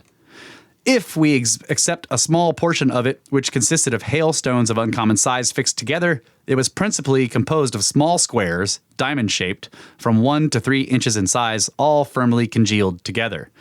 The weight of this large piece of ice could not be ascertained, but it is a most fortunate circumstance that it did not fall on Mr. Moffat's house, or it would have crushed it, and undoubtedly had caused the death of some of the inmates. No appearance whatever of either hail nor snow was discernible in the surrounding district. Yeah. So think about that. The first thing that happens is a giant peal of thunder that's louder than anybody's heard, and then this thing falls out of the sky. Sound barrier, yeah. Yeah, or bolide explosion. You know, I mean, like if you imagine some comets are just pure water ice, they might be beautifully transparent because they're in the depths of frozen space. Comes into the atmosphere, explodes into a bunch of fragments, and a big piece falls on somebody's farm, and you just see this crazy, beautiful piece of actual pure water. You know? Yeah. I was thinking of the Carolina Bays. Yeah. Like a little rock hits a glacier somewhere and just lobs this. Yeah. And it gets air. And so it doesn't burn up. Because Yeah. It's not. It goes ballistic. Though. Yeah. Yeah. And it breaks the sound barrier coming down. Yeah. That's cool. And by the time it gets down there, or at least when the exterior melts away, it's crystal clear. Yeah. Glacial ice. Yeah. So that would be paleo ice because and that paleo ice is this crystalline blue. Yeah, it's color. under ridiculous amounts of pressure. So Right. You're not going to have. On December 16th, 1950, another Scottish man driving near Dumbarton, I don't know how to say that, watched a mass of ice rain out of the sky, nearly hitting him, and crashed on the road. When the police got there and weighed the pieces, they came to 112 pounds. This was only one of a number of ice falls that occurred in Great Britain over a 2-month period between November 1950 and January 1951. So see, it's like they come in batches, right?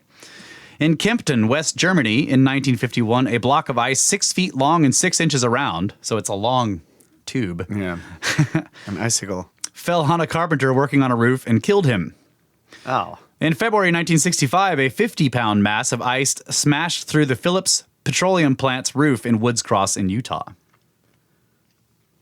The largest recognized hailstones are slightly more than 5 inches in diameter and weigh a little more than 2 pounds. Whew.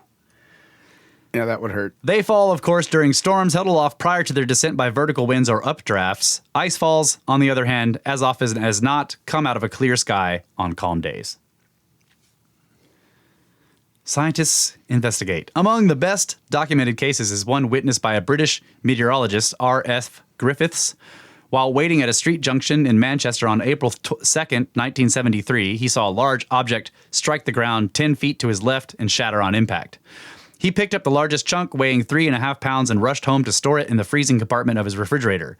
He later wrote, quote, "The ice sample displays a puzzling collection of features.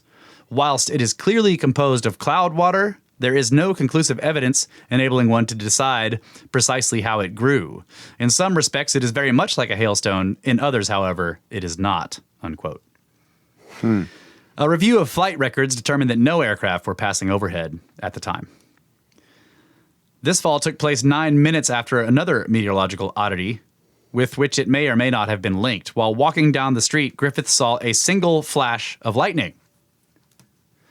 This was noted by many people, he remarked, both, quote, because of its severity and because there were no further flashes. So there's a bright flash, and then this piece of ice falls down out of the sky. That's really cool. Teleportation. They got a picture of golf ball size I wonder hailstones in here. if I wonder if the lightning flash could somehow Oh, yeah. make the ice. I don't know. You need really hot fire, and then you can make ice. Turns it, he totally makes ice.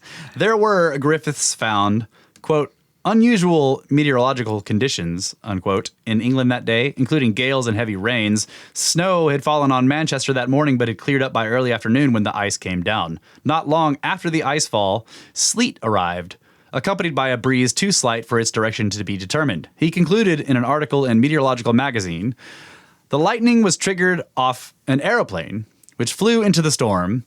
No definite conclusion as to the origin of the sample has been arrived at, except that it was definitely composed of cloud water. So somehow he's defining it as cloud water, like it was frozen cloud stuff. So I don't know how you would This is determine back to that. the meteorologist guy? Yeah. Griffiths would say that, like, so he wrote an article for Meteorological Magazine in 1975, and this was his conclusion. He's just guessing here that the lightning was triggered from an aeroplane which flew into the storm. No definite conclusion could be come to as to the origin of the sample, except that it was definitely composed of cloud water. I want to know more details about what he said about how it is. Many characteristics are like hail, and then many are not. Yeah, so the references for this are in the end of this. We could probably look it up. Cool. A less well-known but in many ways even stranger occurrence was investigated by Pennsylvania meteorologists in 1957. Early on the evening of July 30th, farmer Edward Groff of Burnville, hearing a, quote, whooshing noise, unquote, looked up and saw a large, white, round object sailing out of the southern sky. After it crashed and shattered a few yards from him, another similar object struck a flower bed near him and his wife.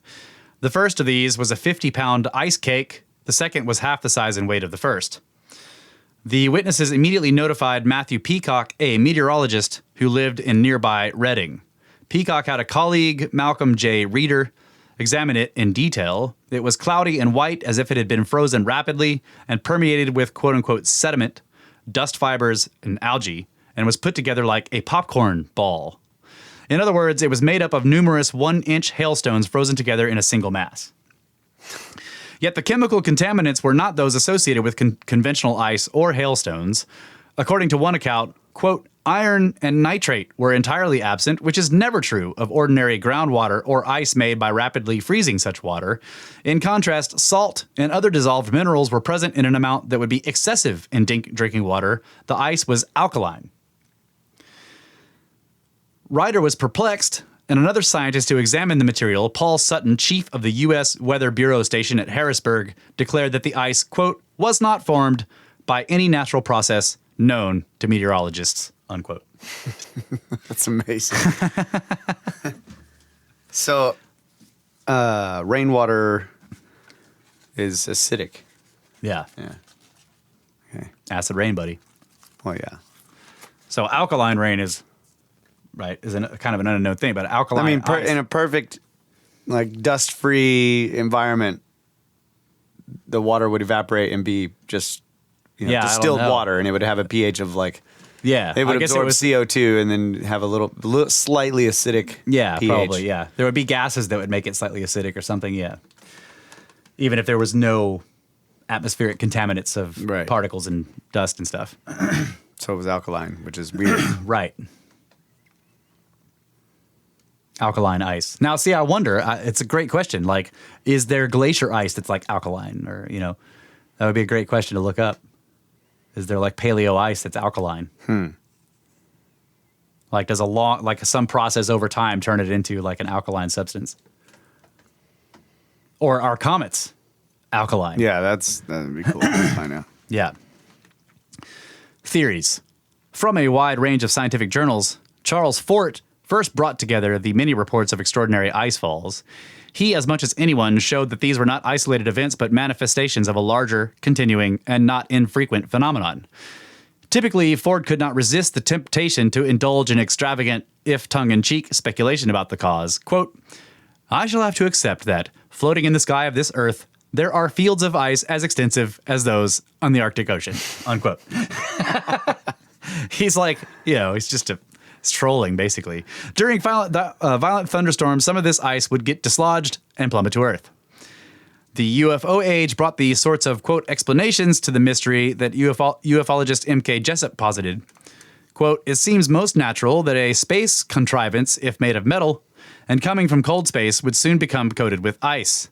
That the ice should fall off or be pushed off by de-icing mechanisms, or even melt off when the spaceships are heated by friction with the air, or become stationary with the sunshine seems equally natural.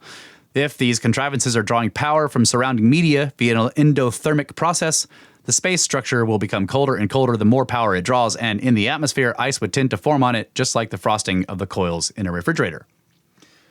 All true. Yeah.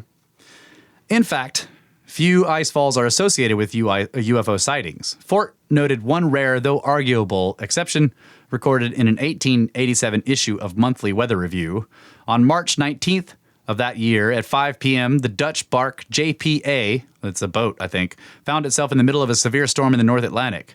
Captain C.D. Swart noted, quote, a meteor in the shape of two balls, one of them very black and the other one illuminated. The illuminated ball was oblong and appeared as if ready to drop on deck amidships. In a moment, it became dark as night above, but below, on board and surrounding the vessel, everything appeared like a sea of fire. The ball fell into the water very close alongside our vessel with a roar and caused the sea to make tremendous breakers which swept over us. The suffocating atmosphere prevailed, and the perspiration ran down every person's face on board and caused everyone to gasp for fresh air. Immediately after this, solid lumps of ice fell on deck, and everything on deck in the rigging became iced, notwithstanding the thermometer registered 19 degrees centigrade. The barometer during this time oscillated so as to make it impossible to obtain a correct reading. Upon an examination of the vessel and rigging, no damage was noticed, but on that side of the vessel where the meteor fell into the water, the ship's side appeared black and the copper plating was blistered. After this phenomenon, the wind increased to hurricane force. That is a crazy... That is really crazy. Yeah. What's the watcher saying here? So this UFO basically created some kind of nasty storm when it came down. Yeah. First dropped ice and then some weird gases that made them not be able to breathe. Yeah. Yeah. And then burnt the side of the ship and then caused crazy waves and hurricane force winds. Man. That does kind of sound like a bolide entry. And, you know. Yeah, it could have all these gases. Yeah. It's true. What's the watcher saying here? That acid-base reactions are exothermic. Like when an acid and a base react together. The solution gets cold and cold. Okay, colder and colder. If the captain's description is even broadly accurate, the object could not have been a meteor. It may have been a particularly extraordinary manifestation of ball lightning. It may also have been a genuine unidentified flying object. Whatever it was, no incident like it has been reported since, and consequently, it tells us almost nothing at all about the nature or cause of ice falls. Ice falls are almost certainly some strange variety of natural phenomenon. William R. Corliss suggests that, quote, in some unappreciated mechanism in hailstorms permits the sudden aggregation of many hailstones, unquote. At least as likely, perhaps, as some theorists, once ridiculed, now being taken more seriously, though still skeptically, have proposed the ice chunks are true meteorites. Unfortunately, as the late critic Ronald J. Willis observed, quote, there is little indication of high-speed entry into the atmosphere that we would expect from any meteorite, whatever its origin, unquote. What? What? That didn't sound... Maybe I'm reading that wrong. There's little indication of high-speed entry into the atmosphere that we would expect. Whatever. Oh, okay. Maybe he's saying in the reports of ice falls, there's no other meteoritic appearing stuff. Okay. Also, the sample study by Griffiths was composed of, quote, cloud water, unquote, suggesting an atmospheric origin. Yeah, well, what if it was clouds from some other planet? It could be. It is also always possible that the falls are of a diverse origin. There is enough variety in the reports to sustain this interpretation, if not to prove it. Meanwhile, the falls continue to confound the would-be explainers, like Kyle. Sounds like the case is cold. Yeah, these are definitely cold cases. So let's see. See if he's got the... Yeah, the references are here. I'm still stuck on this. I just like Stuck on checked out for like the last two stories because I was thinking about these acid-base reactions. Okay. So the solution gets colder, but it's releasing heat. What are you talking about, Watcher? Yeah, Watcher, come on. Just turn on your mic and talk to us about this. While I have a mouthful of candy. Fantastic. So the way it works is an exothermic reaction gives heat outward to the system around the reaction. The solution itself that is full of the reactants drops in temperature accordingly. So an endothermic reaction, when it happens, it draws heat inward and the outside air would get colder. Okay. With an exothermic, the outside air gets colder, but the solution itself... The outside air gets warmer and the solution gets colder. Is that what you're saying? Right, exactly. Yeah. Okay. I'm going to finish my candy now. Yeah, so I was just working that. I was thinking about that and trying to figure out the mechanism. Why does it do that? It's just cool. Yeah, that is I don't cool. know. So we're working on those reactions right there. You use HCl and NaOH. That's what we use to standardize our titrant. Yeah. Well, the NaOH is the reagent or the titrant, whatever. I don't know. Yeah. Hydrochloric. That's cool. Yeah. Thanks for that tidbit. So we don't really have enough time for me to get into the next one for this. Let's take a segment. break. Yeah, we'll just go ahead and take a break, and then we're going to get into unidentified submarine objects and wheels of light. Getting deep into this next topic.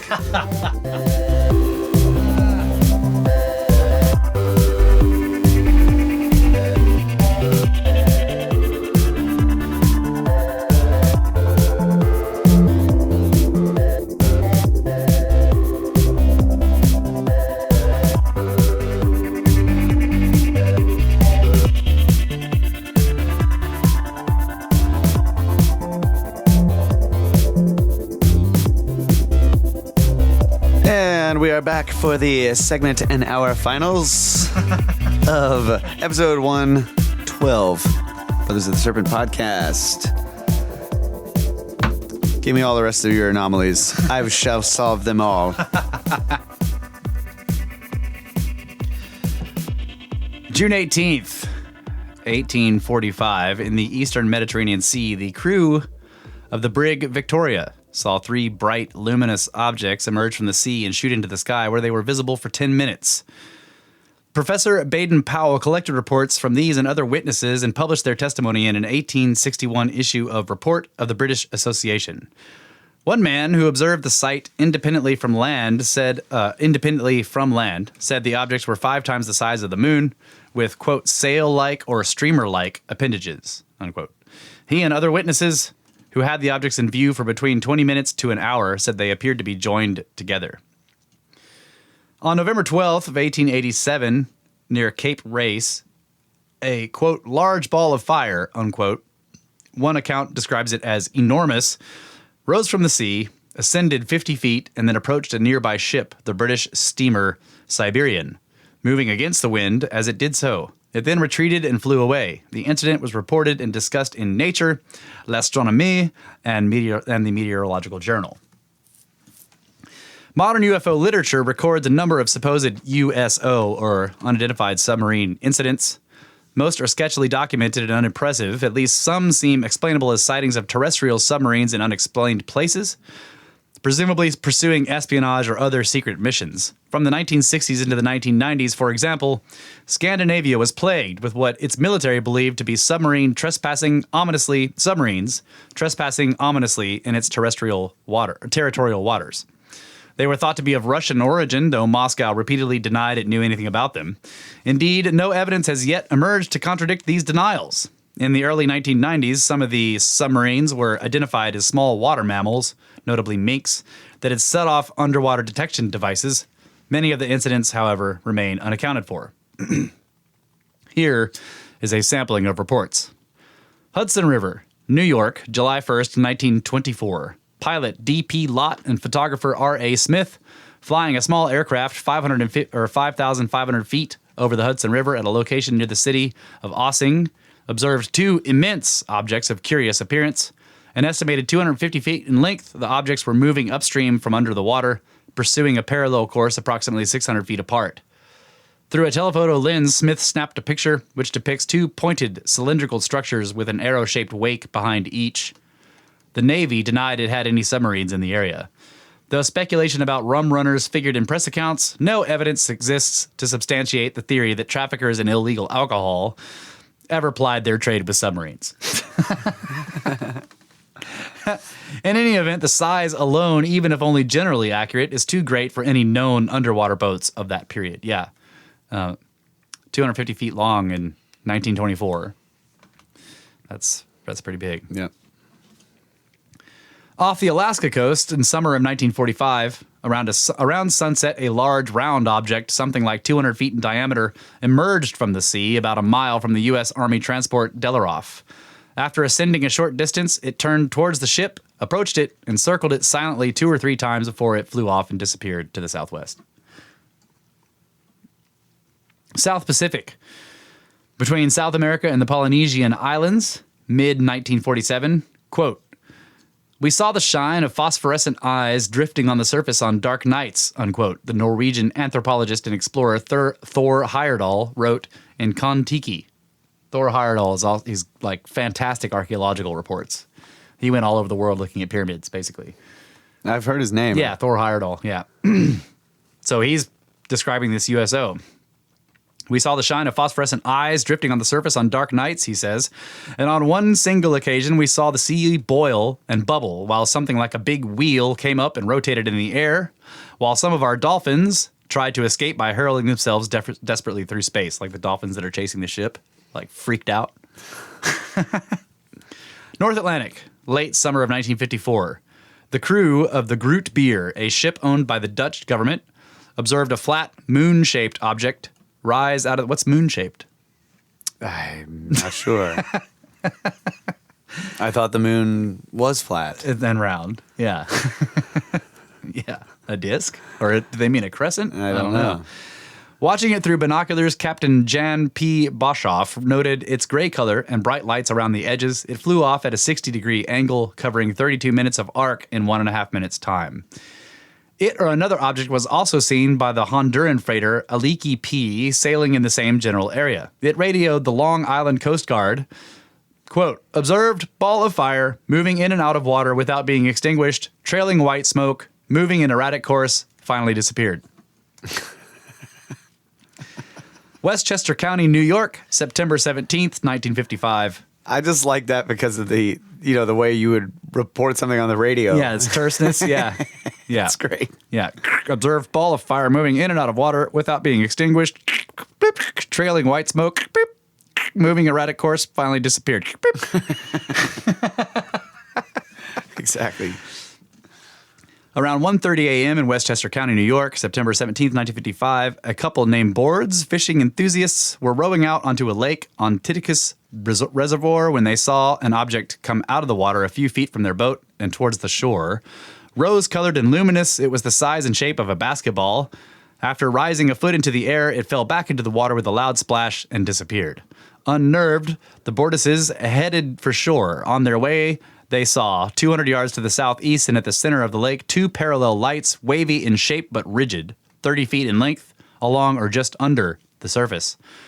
Above these quote-unquote serpents was a round light of lesser brilliance, more yellowish-white in hue, an investigator reported. Considerably smaller than the full moon and dimmer than a car headlight, it appeared the size of a basketball at a distance of a few hundred feet.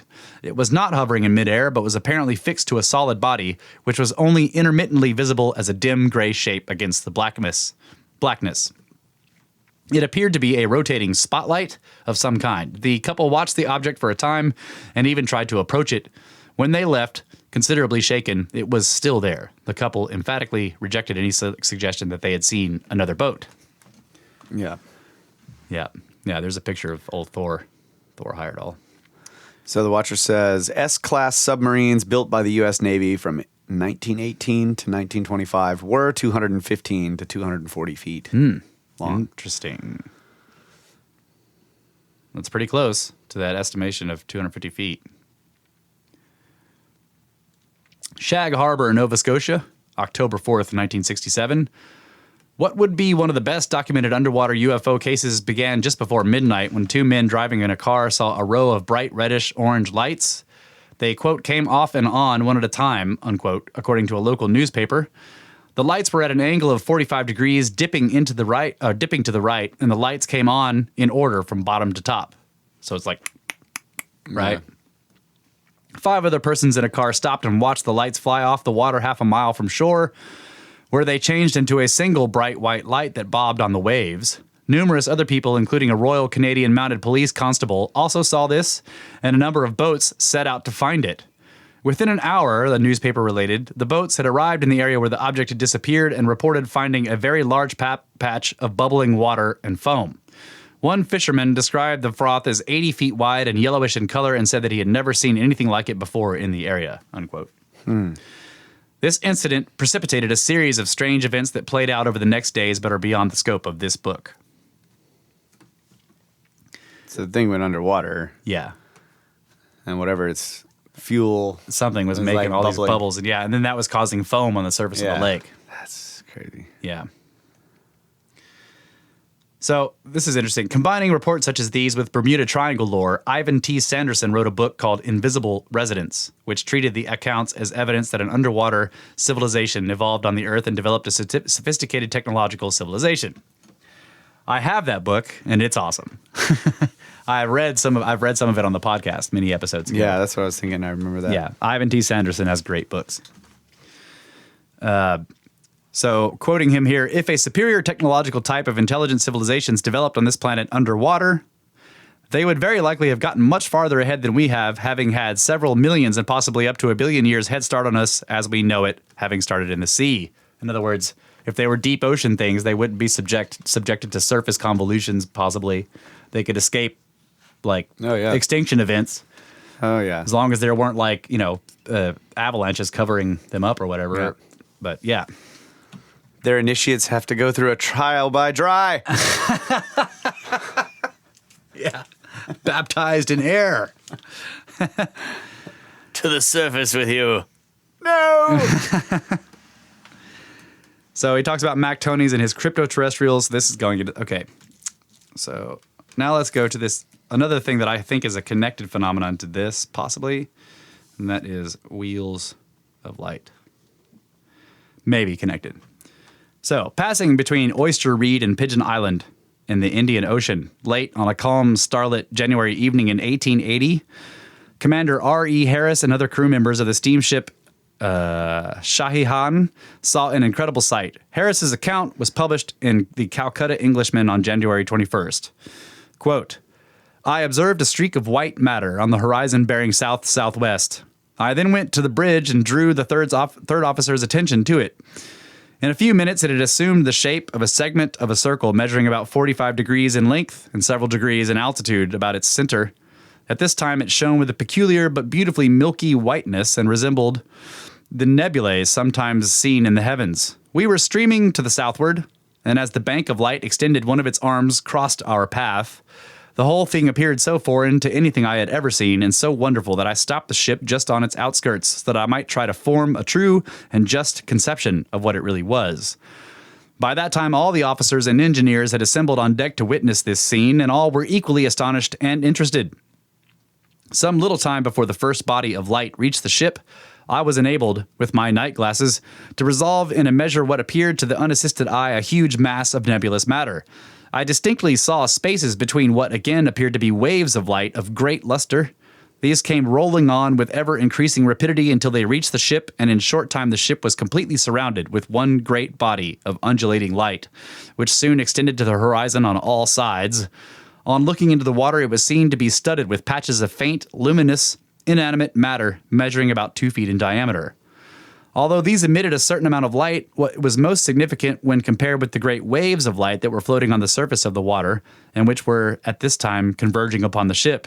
The waves stood many degrees above the water like a highly luminous mist, and obscured by their intensity the distant horizon, and as wave succeeded wave in rapid succession, One of the most grand and brilliant yet solemn spectacles that one could ever think of was here witnessed.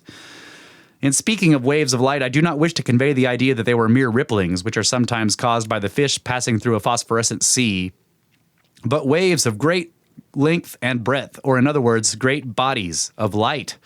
If the sea could be converted into a huge mirror, and thousands of powerful electric lights were made to throw their rays across it, it would convey no adequate idea of this strange and yet grand phenomenon. As the waves of light converged upon the ship from all sides, they appeared higher than her hull, and looked as if they were about to envelop her, and as they impinged upon her, her sides seemed to collapse and expand. Whilst this was going on, the ship was perfectly at rest, and the water was like a mill pond. After about half an hour had elapsed, the brilliance of the light somewhat abated, and there was a great paucity of faint, lustrous patches, of which I have before referred to, but still the body of light was gone, and if emanating from these patches was out of all proportion to their number. This light I do not think could have been produced without the agency of electromagnetic currents exercising their exciting influence upon some organic animal or vegetable substance. And one thing I wish to point out is that whilst the ship was stopped and the light yet some distance away, nothing was discernible in the water. But so soon as the light reached the ship, a number of luminous patches presented themselves. And as these were equally as motionless as the ship at the time, it is only natural to assume that they existed and were actually in our vicinity before the light reached us, only they were not made visible till they became the transmitting media for the electromagnetic currents. This hypothesis is borne out by the fact that each wave of light in its passage was distinctly seen to pass over them in succession. They also became less distinct and had actually disappeared as soon as the waves of light ceased to exist. I remember this whole scenario. Something about the wheels of light. Yeah, there's an image accompanying one of them, I think. Yeah, and it's basically in these giant rays seem to be moving past the ships like it's a rotating wheel, but it's actually like some kind of interference pattern or something. And Ivan T. Sanderson thought it was like something happening in the ocean that was exciting bacterial, phosphorescent stuff. But his problem was that he couldn't find any bacterial stuff that could turn off and on fast enough to account for the way that this stuff moves. Right. On May 15th, 1879... But he's also saying that the actual rays of light or waves of light were above the water. Yeah. Like intersecting the boat hull. Yeah. Yeah. On May 15th, 1879, on a clear night, the captain of the HMS Vulture recorded a similarly extraordinary phenomenon observed in the Persian Gulf. Quote, I noticed luminous waves or pulsations in the water, moving at great speed and passing under the ship from the south-southwest. On looking towards the east, the appearance was that of a revolving wheel with the center on that bearing, and whose spokes were illuminated, and looking towards the west, a similar wheel appeared to be revolving, but in the opposite direction. Yeah, that's cool. Like gears. Yeah. Like cogs of a gear going past. Yeah. And so Ivan T. Sanderson was suggesting that there were two sources, and they were calling to each other, whatever it was. Like think of whales making a certain type of, some kind of animal making a certain type of tone. Some huge animal making a certain tone that would excite this phosphorescent bacteria. And they're talking to each other, and then you would see it as this moving. That'd be crazy. Yeah. So I then went to the mizzen top 50 feet above water with the first lieutenant and saw that the luminous waves or pulsations were really traveling parallel to each other, and that their apparent rotary motion, as seen from the deck, was caused by their high speed and the greater angular motion of the nearer than the more remote part of the waves. The light of these waves looked homogeneous and lighter, but not so sparkling as phosphorescent appearances at sea usually, and extended from the surface well under the water. They lit up the white bottoms of the quarter boats in passing. I judged them to be 25 feet broad, with dark intervals of about 75 feet between each, and 100 from crest to crest. And their period was about 74 to 75 per minute, given a speed of roughly 84 English miles per hour. So they were just parallel lines, but because of the foreshortening, they looked like a rotating wheel. But once he went up high and looked down, he saw that they were actually all parallel. Yeah, that's better. Definitely, that's better. Yeah, because if it was propagating waves, you know, on a global scale at least, then they're going to be curved, but you wouldn't be able to tell. Right. But if they were actually wheels and the center of the wheel was not so far off, and they're actually going around, that would be That's- really difficult to explain. Yeah. Yeah. Because that wouldn't be what kind of. I mean, you'd have to have a lightsaber or something to be able to. You know. Yeah. From this height of 50 feet, looking with or against their direction, I could only distinguish 6 or 7 waves, but looking along them as they passed under the ship, the luminosity showed much further. The phenomenon was beautiful and striking, commencing at about 6 hours and 3 minutes Greenwich Mean Time, or 9:40 p.m. local time, and lasting some 35 minutes. The direction from which the luminous waves traveled changed from south-southwest by degrees to southeast and to east. During the last 5 minutes, concentric waves appeared to emanate from a spot 200 yards east. So then there's like concentric circles. Yeah.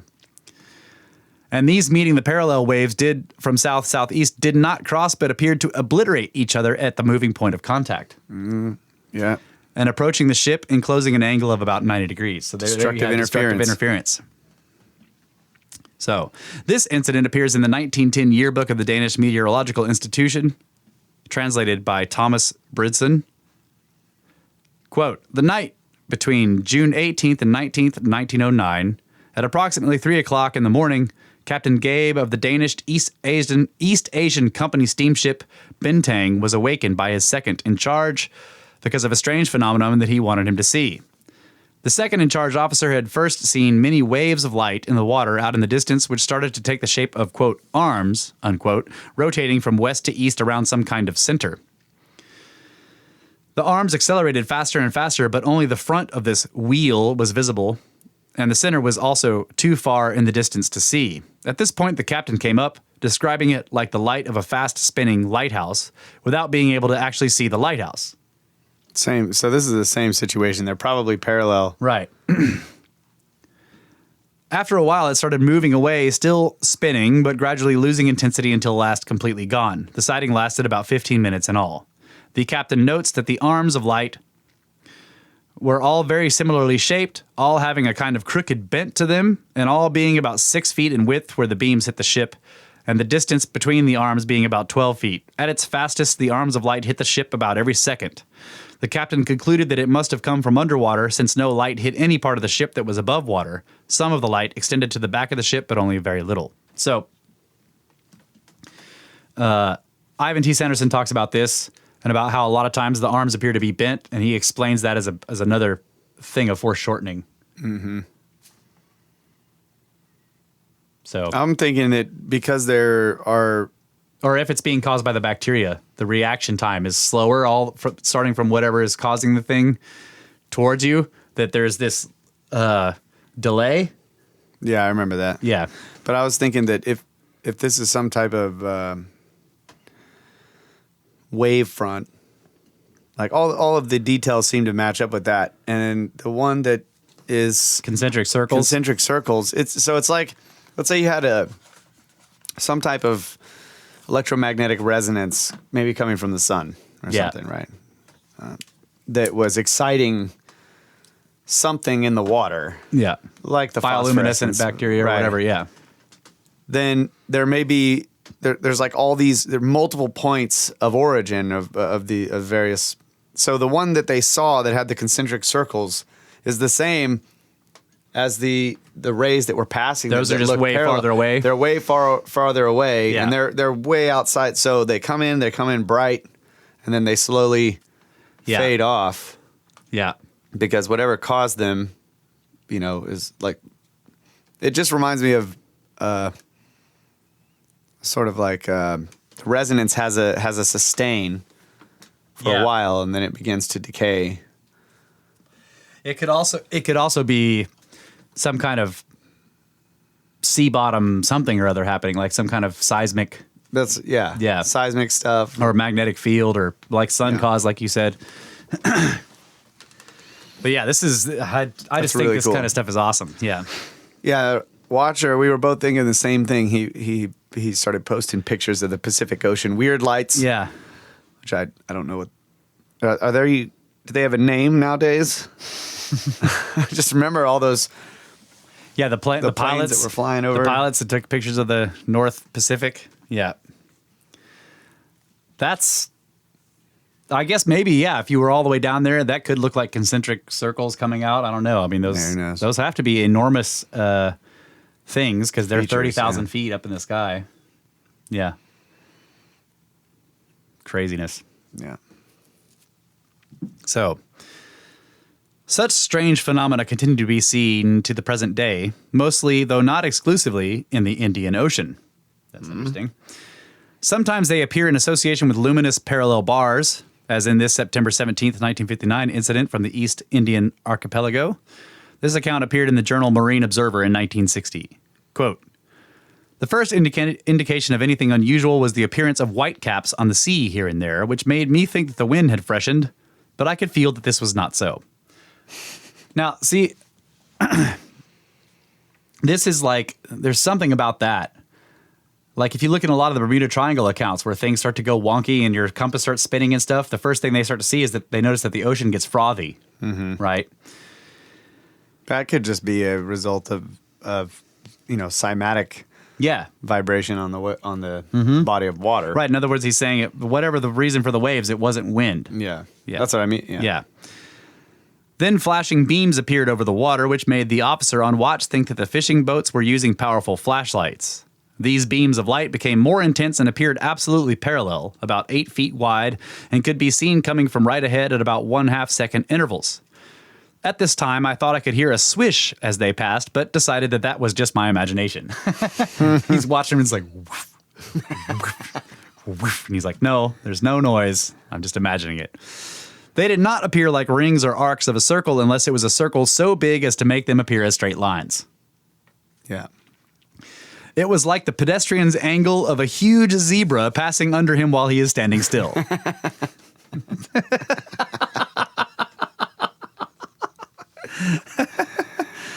While this part of the phenomenon was at its height, it looked as if huge seas were dashing towards the vessel. In other words, gigantic waves. And the sea surface appeared to be boiling, but it was more or less normal around a fishing vessel which we passed fairly close. The lights of various fishing vessels were visible through the beams of light, though dimmed by the brightness of the latter. The character of the flashes changed and took on the appearance of beams from a lighthouse situated about 2 miles from the starboard bow, or as if some center of a giant wheel was somewhere on the starboard bow with the beams as its spokes. So at first he sees it as being straight lines, and then suddenly it starts to look like a rotating wheel. That's interesting too. Yeah. As the beams from the vessel on the starboard bow weakened, the same pattern appeared on the port bow at the same distance and regularity. The wheel on the starboard bow revolved counterclockwise, and the one on the port bow revolved clockwise, i.e. both wheels were revolving towards the ship. Now that might be... I wonder if that would be the interference pattern of two different of the rings coming out, right? Yeah. Now they begin to cross each other. Oh, yeah. And then create this weird interference pattern that looks to them like skier spokes or whatever. Yeah, that could be it. The wheel on the starboard bow diminished as the one on the port bow increased. When the latter was at its peak, the one on the starboard bow had all but disappeared. The next change was that the beams appeared to be traveling in the exact course of the ship, i.e. the beams now seen were a reversal of those seen at first. So yeah, it does sound like they're moving through some kind of weird interference pattern. Mm-hmm. I don't even understand that. In other words, the ship is moving forward. Like imagine the ship moving away from your chest, and the beams of light are coming from both sides towards the ship. Yeah. And then later, it looked like they were going in the direction that the ship was traveling. But one of them had vanished. Right. Right. So one vanishes, and then all of a sudden the other one looks like it's going the other direction. Yeah. So now they're on the other side of the circles. Yeah. They went through the interference pattern. Yeah. And got away from one of them.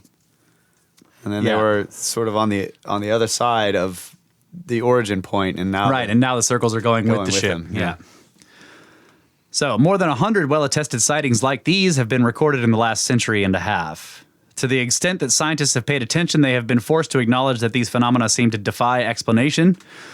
Nearly all witnesses and commentators agree that the glow comes from bioluminescent organisms in the sea. The problem is explaining what triggers the luminescence and what causes the organisms to manifest in long-lasting, fast-moving, stable, complex geometric patterns. See, this is what I love about this type of thing, that this person, whoever was writing the account, probably doesn't look at interference patterns and waves, and they may not. I'm not trying to like dog this person or anything, but they don't understand. You mean the person writing the book? No, the person that wrote first the mate, account. whatever. Yeah. Doesn't understand the properties of, a medium, that waves in a medium. Yeah. But they're describing exactly the way, possibly the way that this would happen. Yeah. So their description it's like, with things like this, you're either like, okay. Well, and most of what we see in that is bird's eye view. But if you try to take that bird's eye view and then put yourself down on the surface of the medium and then see what's going on, it's going to be a totally different experience. Right. It's like trying to understand precession. Right. From the a surface of the diagram Earth. showing Right, you out your vantage point is out in the solar system. Somewhere. Yeah. But my point is just that it's cool because the person writing the account who doesn't have an understanding of this phenomenon. Yeah. The properties of waves in a medium. Yeah. Is nevertheless describing it Yeah. to you. Right. That's just a cool idea. And so then, from the scientific perspective, you could say, well, that sort of verifies that the account has some validity. Yeah. Because they're perfectly describing this situation. Right. Of which they know nothing about. Right. Yeah. And I think that's what the author is saying here too. The problem is explaining what triggers the luminescence and what causes the organisms to manifest in long-lasting, fast-moving, stable, complex geometric patterns. In other words, what is causing this? Almost everyone agrees that it's bioluminescent stuff responding to waves moving through the water, but what the hell is causing that is the question. I'm just, I'm saying the pattern is, to me, is the clue. Like, that's the biggest clue. Not surprisingly, these marine apparitions have inspired speculation about, quote, vast wheel-like constructions, unquote, in the words of Charles Fort. Fort's disciple Ivan T. Sanderson theorized that, quote, some source of energy starts broadcasting some invisible waves on the electromagnetic or other spectrum which stimulate or activate the light-producing mechanisms of the Noctiluca, which is the single-celled bioluminescent sea creature. This energy is broadcast in the form of a series of radiating bands whose source of origin is revolving. We would then have a progressive and, to our eyes, instantaneous turning on and off of the Noctiluca as the beam swept past them. Such speculations would be more compelling if, for one thing, and I should say, this author doesn't say this, but in Ivan T. Sanderson's book, he later on says no, because when he looks into it, the Noctiluca can't turn on and off that fast. There's a delay, and he did all these experiments with them. And I went and read all this literature about them, and then determined that there's when the sea is luminescent, and you go out there at night and you swipe your hand across the wet sand, they all light up, but there's a delay pattern, Right. They don't snap on and off like light bulbs. And so he was saying that like some of these reports, the speed of the moving waves just couldn't be the bacteria. They can't turn on and off that fast, is what his determination was. So anyway. Very cool. Such speculations would be more compelling if, for one thing, witnesses reported the kind of water displacement one would expect from the rapid passage not far under the surface of a vast structure. Instead, witnesses insist on the sea's placidity during the sighting. Were they green? It doesn't say. Okay. We would also expect sightings of airborne structures of comparable description. Even Fort, who thought the wheels to be of extraterrestrial origin, found only one, a December 20th, 1893 report of an, quote, enormous wheel, unquote, over 3 southeastern states. Excuse me. And its relevance is by no means certain. As Sanderson points out, the, quote, wheels of light are not wheels at all, but might be better called sunbursts, like the old Japanese flag. See, now that doesn't sound like... Yeah. Nonetheless, one intriguing report leaves the question of a UFO/light wheel link open at least a crack. It is said to have taken place into September 1961 near Liba, Poland, a resort on the Baltic Sea coast. Late one evening, a vacationer, whose name I can't pronounce, on a walk through the sand dunes that separate the sea from an inland lake, stopped to look out on the Baltic. After a short time, he turned to go, only to hear a sound of rushing waters. He whirled around in time to see something rising out of the water 100 yards away. It looked like a round hill pushed up from underneath, he said. Then splashes of water gushed from the top, and something like fountain jets fell around the hole in the waves. From this opening in the water emerged an object which I took to be an elongated triangle. The object rose a few meters and hovered above the same spot, and there was now a whirlpool of water rushing inwards. With a loud sucking and gurgling noise, the object itself was black and silent. That's awesome. So Leonard G. Cramp gives this account in his Pieces for a Jigsaw in 1966. So suddenly there appeared a belt of steady white light, segmented by a number of convex dark streaks. This light made glowing reflections on the lower rim of the object. It also lighted considerably the upper rim and all the rest. Now it became apparent that the thing had the shape of a huge funnel with two rims separated by a belt of segmented light. About halfway up the upper part was a thin strip of something wider than the rest of a rather dark body. The slim end of this funnel had a rounded top, from which produced a stump thinning upwards and bent in the middle on one side. I can't understand that description at all, except that it was a funnel shaped. The stillness of this object lasted about a minute. Then there appeared the glow of a second light under the object, also a white one, but much stronger and sharper than that emitted by the augmented belt, and almost immediately the funnel tilted slowly northwards, revealing the bottom. After remaining in this position for about half a minute without changing, it glided about 50 meters eastwards, stopped, but soon glided back and stopped again. All the time, the bottom of the object was visible and consisted of a dark circular perimeter corresponding to the lower and wider rim of the quote-unquote funnel. Towards the center was a wide ring of strong white light with a number of dark hook-shaped streaks upon it. I can't understand this guy's description at all. Yeah. Anyway, somehow this It's is like involved. the bottom of the ship was the large side of the funnel. Yeah. But it was just flat, like a funnel with a cellophane over it. Right. That's the Yeah. a cone. Yeah, there Sorry, was not some a funnel. Right. There was some rotating movement involved, he reported. I could not make out whether the spikes were moving or the dark streaks gyrated under them, but I had no doubt that one or the other rotated. The light now became bluish and more intense.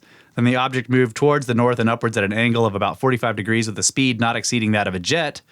It became just a diminishing spot of light until it finally disappeared. There was no sound. The entire observation lasted not more than 4 or 5 minutes. The object was approximately 18 feet wide and 20 feet high.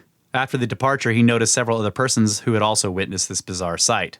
On the whole, however, it must be said that wheels are probably not the marine equivalent of unidentified sky objects. What they are, on the other hand, is far from clear. We are unlikely to know more until scientists mount a real investigation of this phenomenon. At the very least, as authority Michael T. Shoemaker remarks, the solution is likely to involve important biological or meteorological discoveries. Yeah. Yeah, well. The sunburst thing, just, I don't know.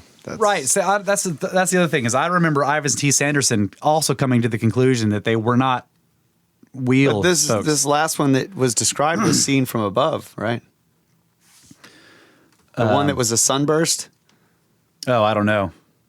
I'm just saying that I remember in Ivan's book, he was like, they look like wheels because of the perspective problem. So I don't know. I mean, like Ivan does say that at some point in his book that they were like a sunburst pattern, but then eventually he figures out, no, there's a perspective issue. Okay, I thought the last one that you just read where they were talking about these rays actually was seen from above, like from a plane or something. Maybe I'm wrong. I don't know. Well, I know that in one part that they climbed way up high on the ship and looked down and they saw that they were actually parallel lines. Yeah, it wasn't that one. Oh, okay. It was after that. Yeah. I don't know. Anyway. Cool.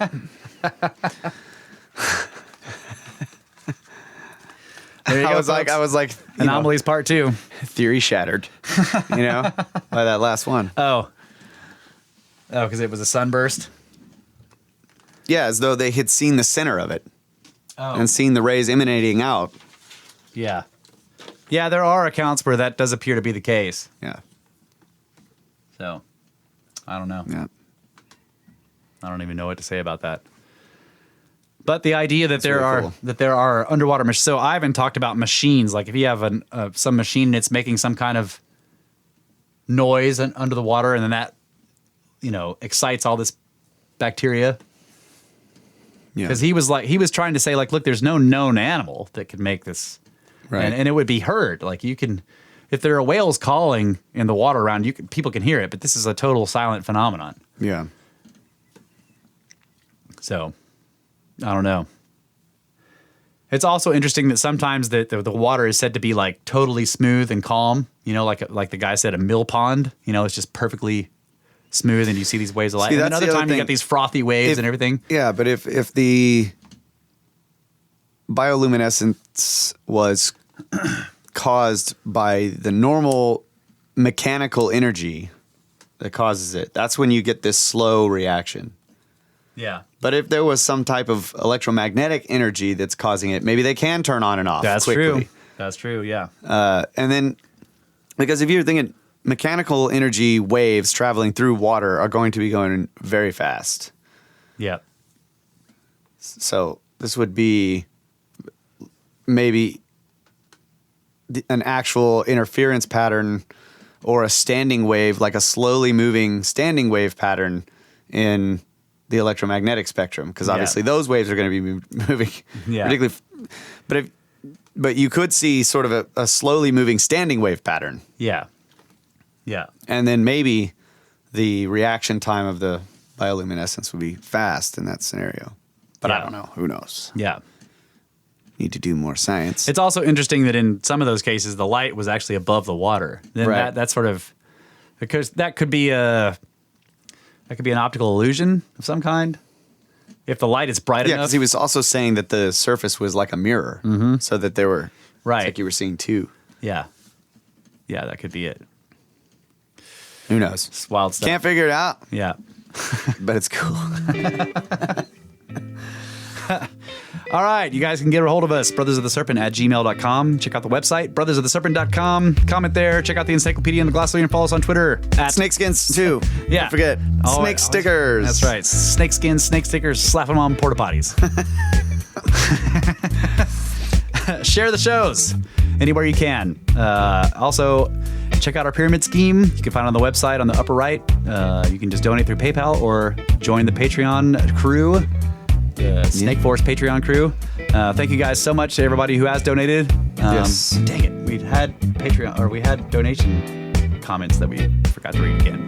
That's okay. We'll do it next time. So also give us reviews on iTunes. You can give reviews and write them, and I will read them on the show. So far, I have not failed to read a single review. I do enough double negatives in that. Also, History Shift. Follow him on Twitter at History Shift. This is Brandon. He does all of our YouTube videos. He's taken every podcast we've made and turned them into YouTube videos. So if you're listening to this on YouTube, this is his work.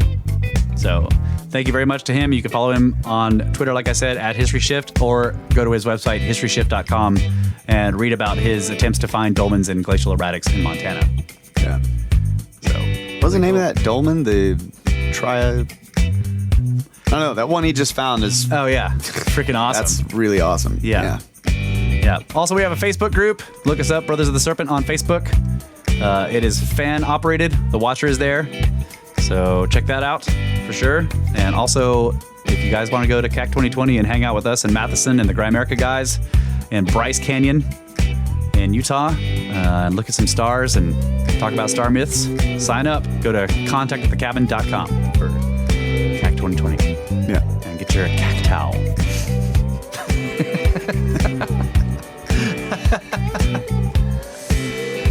All right. Thanks so much, everyone. Yep. Thank you guys so much. Good night, Adamu. Get back to work.